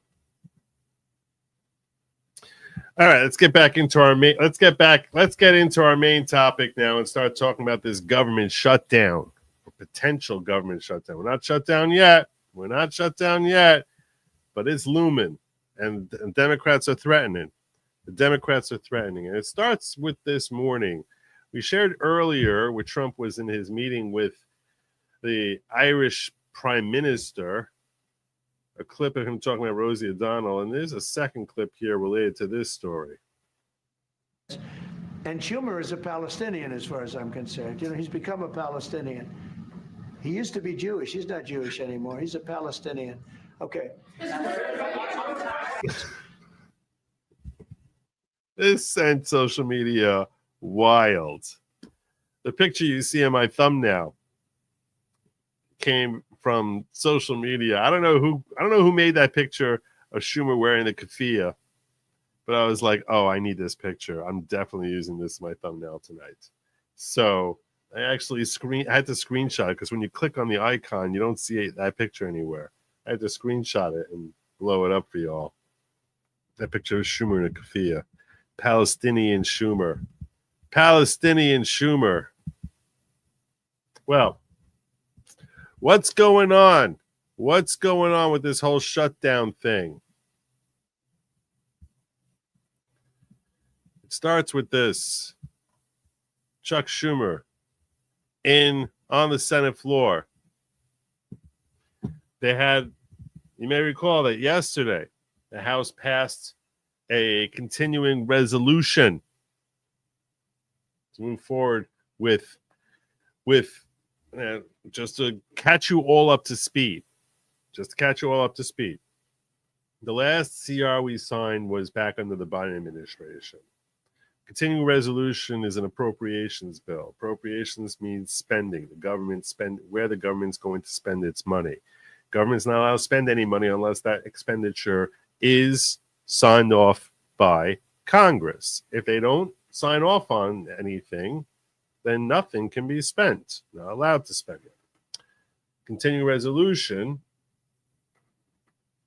for decades now, instead of actually going through a budget and creating a budget, they had one continuing resolution after another, which in general has been, we're going to have the exact same crap we had last time, and we'll just adjust it for inflation. So that method that's not the way Congress is supposed to be doing their crap. When they had the whole continuing resolution, the Republicans have been screaming that they're tired of the continuing resolution. They want to start actually ripping apart the budget for what it's to dissect what we need to spend money on and what we are spending money on. And that just seems to be way beyond the time, effort, or talents of Congress, apparently. So it managed to pass through the House, slipped through with the majority bill, despite Tom Massey objecting to it, because he said you didn't do the job, and we keep kicking this and further down the road and further down the road, and I'm tired of it. That got Trump very upset. We reported on that yesterday. Trump was very upset with Tom Massey, saying he wants him primary. I gave you my thoughts about that feud yesterday, but the CR did pass. Continuing resolution, CR. Normally, when you talk about appropriations, it's one of the areas that the Senate has carved out a filibuster. The normal rule, the default rule in the Senate was always you needed 2/3. That's called filibustering, and there's really two terms. The word filibustering has two different meanings when you're talking about the Senate. I'll give you all a little bit of a civics lesson here. Filibustering can mean someone talking on and on and on and on and on and on, and not sitting down in order to hold up the Senate. Filibustering also is a reference to when you need more than a simple majority, but they need to have a greater percentage of the Senate. Now, the filibuster rules in the Senate have been modified over the last couple of decades to make it easier for bills to pass, because they're like, we just can't get 2/3. We can't get it. So they trimmed that number from 2/3 back down to 60. And they also trim back where it applies to. And they say it's not applying to confirmations. We only need 50. It's not applying to appropriations, as in spending bills, where again, you only need 51, because you need to have a simple majority. So with the president of the Senate, i.e. the vice president, you need 51 votes. So if you're deadlocked in a tie 50-50, the vice president would break the tie, and that would be enough for the bill to pass. So when you talk about a continuing resolution bill, you would think that if, as long as the Republicans are all in on the same side with each other, in that case, once it gets to the Senate, since you only need 51, that should be enough. That's what you would think. But that is true with respect to a Senate confirmation. The confirmation, you can get everything moving and get your 51 and you're good to go. But when it comes to appropriations, procedurally, before you can have that vote and see, do we have 51, you need to close to the debate, the time for debate, because there's supposed to be time for debate before they vote. And closing that time is called invoking cloture. The Senate has to vote to invoke cloture. Invoking cloture, when it comes to appropriations, is not a simple majority or 51. It is 60. And this is where the Democrats said, oh, we have an opportunity now. We're not so happy with President Trump. So we're going to reject your vote to invoke cloture. If you reject the vote to invoke cloture, you can't vote on the bill. Until cloture is invoked, there's no voting on the bill. So they say, we're never going to let you vote on this bill. And we're just going to stand united against it and say, oh, you don't have 60 people willing to invoke cloture. And that's what Chuck Schumer is expressing here. Mr. President, the Democratic leader. Funding the government should be a bipartisan effort, but Republicans chose a partisan path, drafting their continuing resolution without any input from congressional Democrats. Because of that, Republicans do not have the votes in the Senate to invoke cloture on the House CR.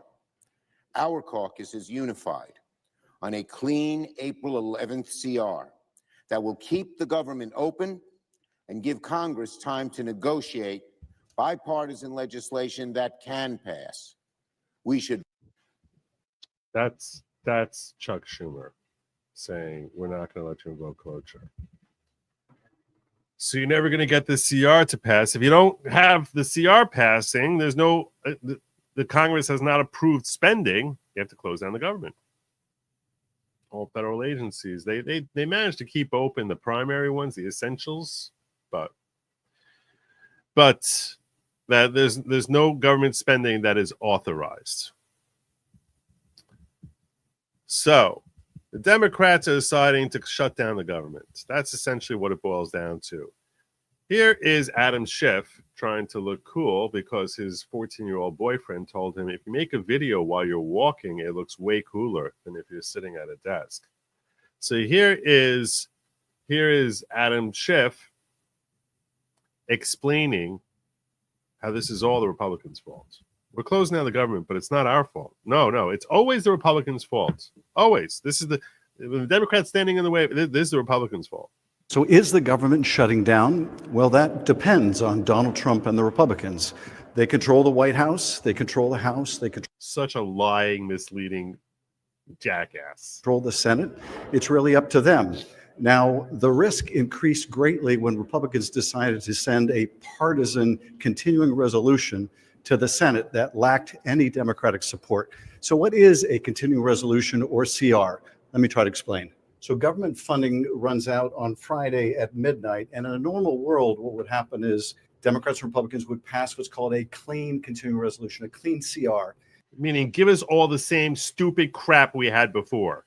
That would essentially put the government on autopilot with all of the same funding levels. Where you basically have to keep wasting more American taxpayer money and allowing us to shuttle it off to the people who are donating money to us and basically our kickbacks. We need to have our kickbacks. If you're not giving us our kickbacks the way we want all of our kickbacks, in that case, we're closing down the government. This is Democrats closing down the government because Democrats are being kept from having their kickbacks. that we had for the last several months, for the next several months, until something can be worked out. But that's not what happened here. Here, Republicans passed a partisan resolution that changed all kinds of funding levels and also stripped Congress of the ability to overturn the Trump tariffs that are wrecking our economy. Because you have that's none of your business. That's not your business. It never should have been your business. That is a presidential procedural, that is part of the executive. So that passed on a narrow 2-vote margin in the House, and now that's all it needs, loser. 2-vote margin. There's only 3 extra Republicans in there. Democrats are all a bunch of crybabies, all want their stupid kickbacks. it's here in the Senate, and it doesn't have the votes. So this particular continuing resolution would last for 6 months, and it gives Donald Trump 6 months to continue wrecking the government, continue cutting off funding, continue closing Social Security. Which is his right. Security He's not closing Social Security offices. That's a lie. Offices, continuing layoff of. Look at him on his stupid "I'm getting on a train now." What the hell is going on here? I'm down with the kids. I'm down with the hit kids. I'm going to put this on veterans and the layoff of firefighters. Essentially, what firefighters? What the hell are you even talking about? It's just literally there's so much crap coming from his mouth. It's like it's spewing out of his mouth. You can see like projectile vomit of feces coming out of his face. Gives him another half year to continue all the destructive actions he's taking now. That's not going to fly. What we should do is something short. Yeah, well, most Americans like what he's doing. Even CNN had to recognize that just yesterday, you doofus. Short term that will allow members of Congress to agree on setting regular funding levels for every part of the government and to insist that they be observed by the president, not that we continue to have these illegal impoundments of money.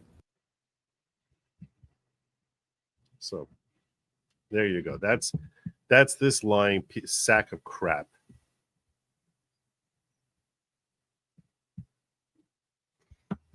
So is the government shutting down? Well, I got to quote tweet this idiocy.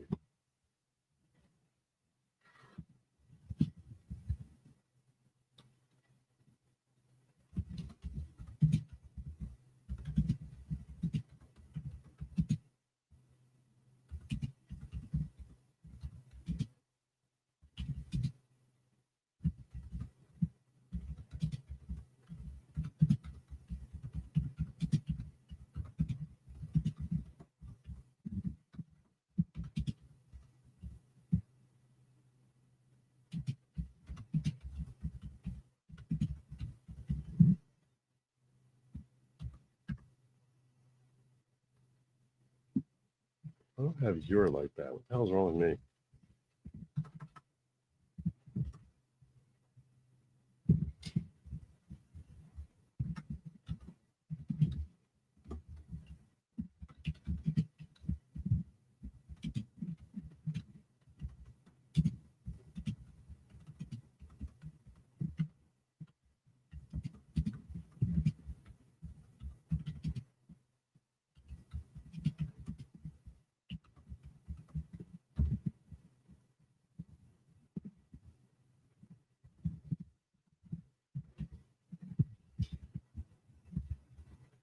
Trust me, there's still plenty of kickbacks left that we haven't yet carved out.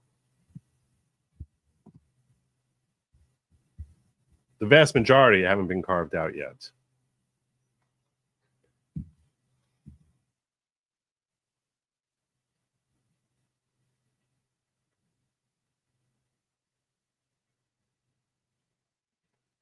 Right, Adrian's standing up for that guy who looked like he was helping people cheat.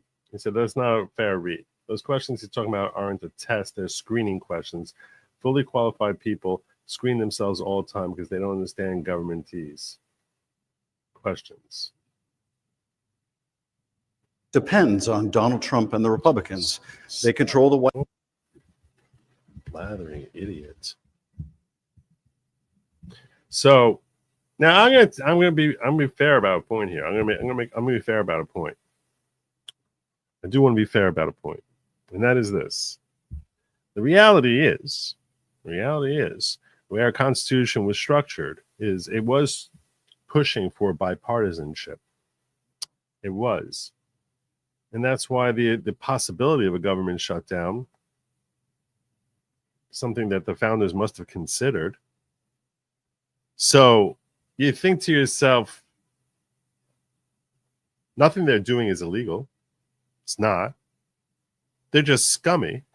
And the reason they're scummy, well, I think Mike Johnson says it pretty well here.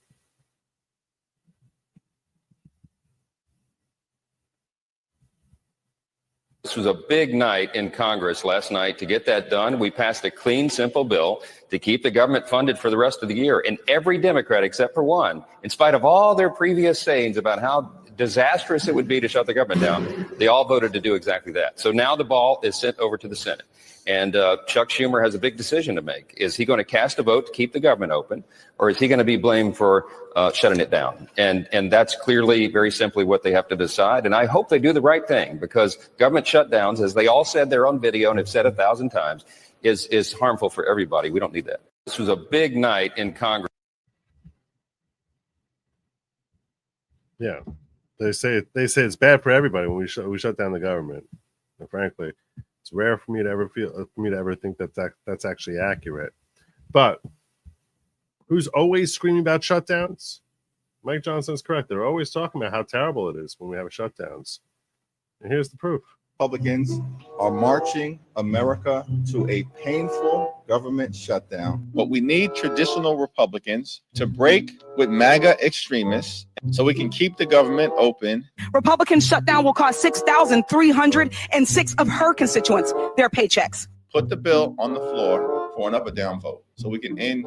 How many people are losing their paychecks now? And 306 of her constituents.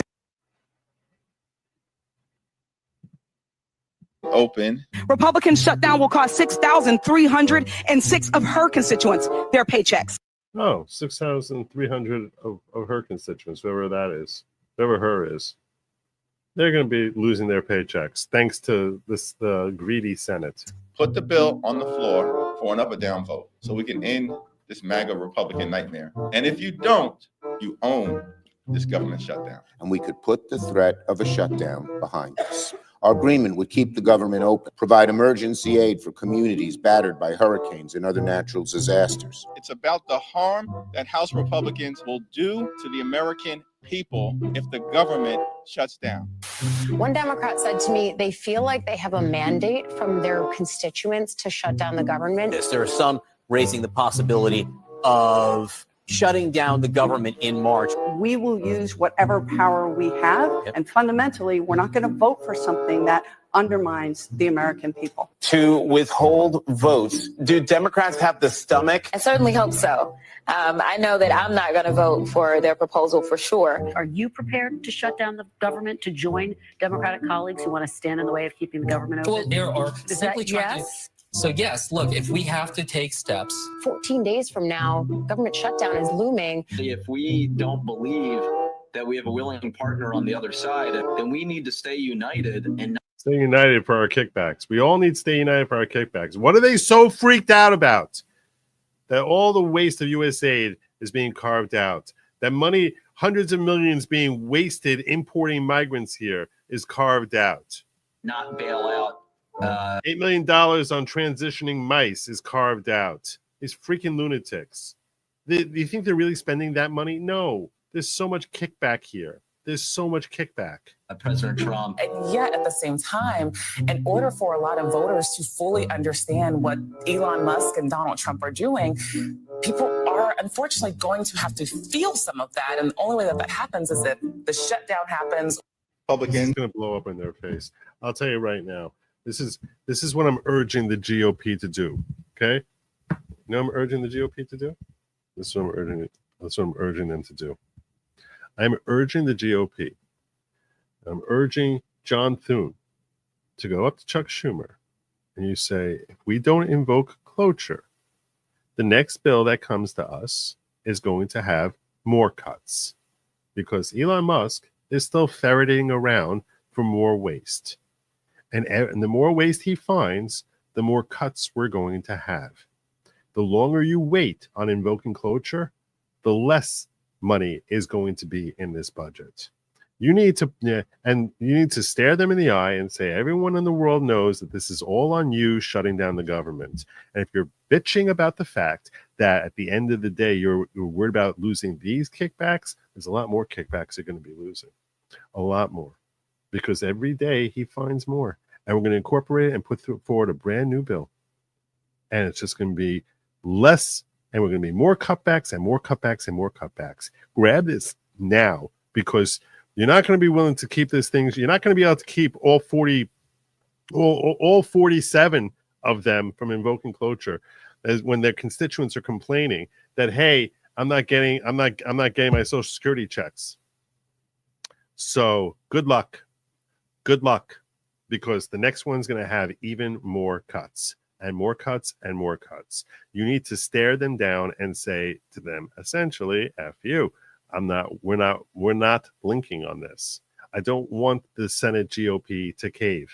Don't cave. Not a single penny, not a single wasteful penny. You say to them, your choice is this: take this today or something worse next week. That's simple. You have this today or something worse for you next week. That's your choice.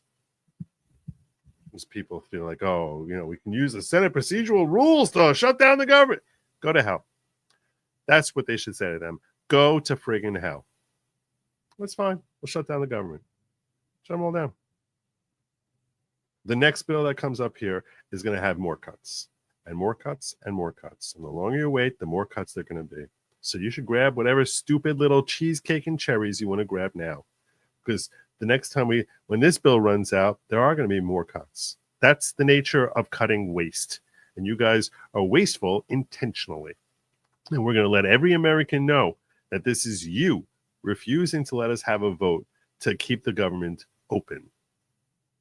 That's what they should do. Don't blink. John Thune, stand strong and threaten him with the truth, which is it's just going to get much worse for you. However bad you think this is today on March 13th, oh, no. It's going to be worse on March 20th and much worse on March 27th. So you should grab what you can now. That's what they should say to him. Don't blink. Don't worry about shutting the government. Don't worry. And yeah, sure, legacy media will be screaming it's all the Republicans' fault. They're always screaming about the Republicans. Who cares? No one listens to them. No one listens. Don't worry. I and all of social media will be united in pointing out how this is completely the Democrats' BS that they want to preserve their own stinking kickbacks. That's what it is. That's what it is. This will play well for you in the long run, John Thune. This will play very, very, very well for you. Stand strong.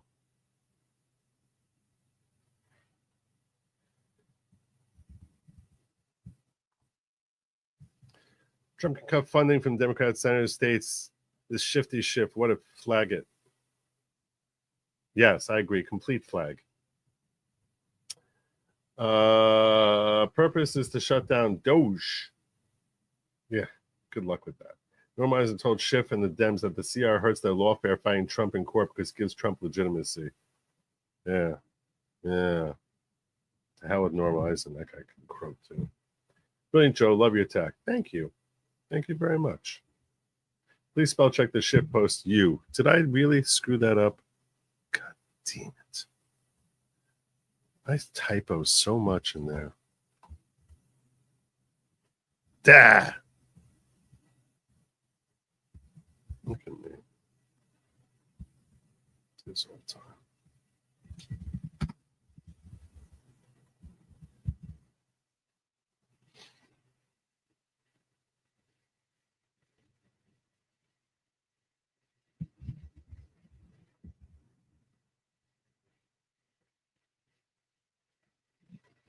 Thank you.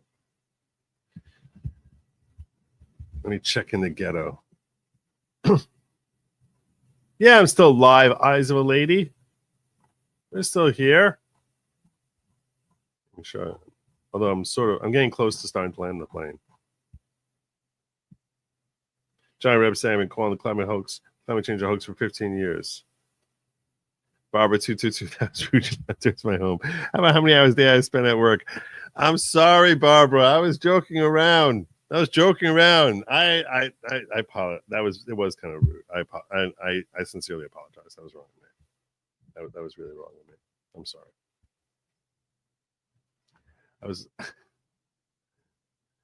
I was just picturing, like, I was like, I can never imagine choosing a public restroom over my own home.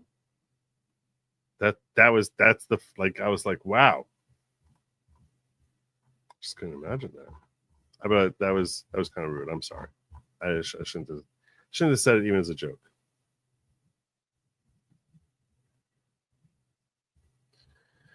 All right. That's our show. I'm very relieved that I don't have to go on a diet. That's pretty good. That's good. I think I covered everything. I think we talked about everything that we had to talk about. Anything on your minds? Anything on your minds? Doge is non-essential.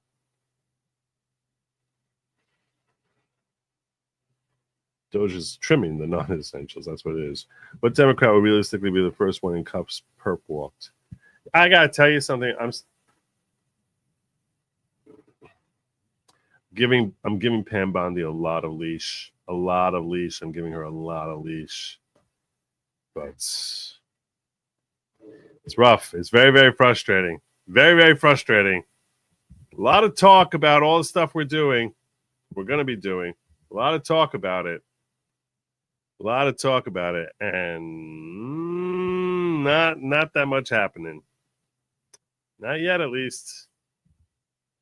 She got time to earn my faith back, but I'm frustrated. I'm very, very frustrated. But I guess that's the nature, is we want everything to happen right away. And when the reality is, in the legal worlds, things take time. They just take time. So, all right. That is my show. But as far as what Dem will realistically be the first one in cuffs perp walked, I don't know.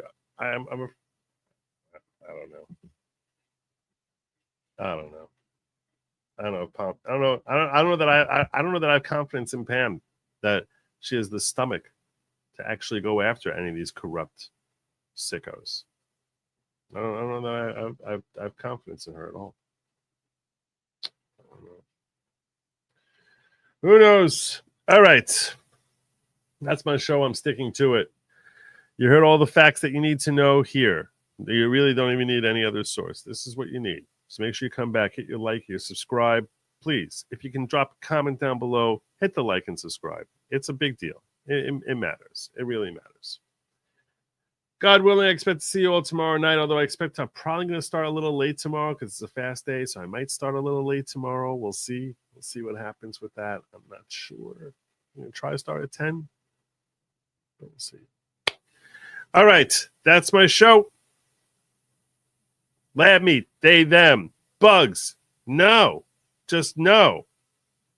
Trays, upright lock positions. Oh, I almost missed this. Clear runway. Thank you, brother. Good show. Appreciate you, brother. All I'm left with is good night and Godspeed.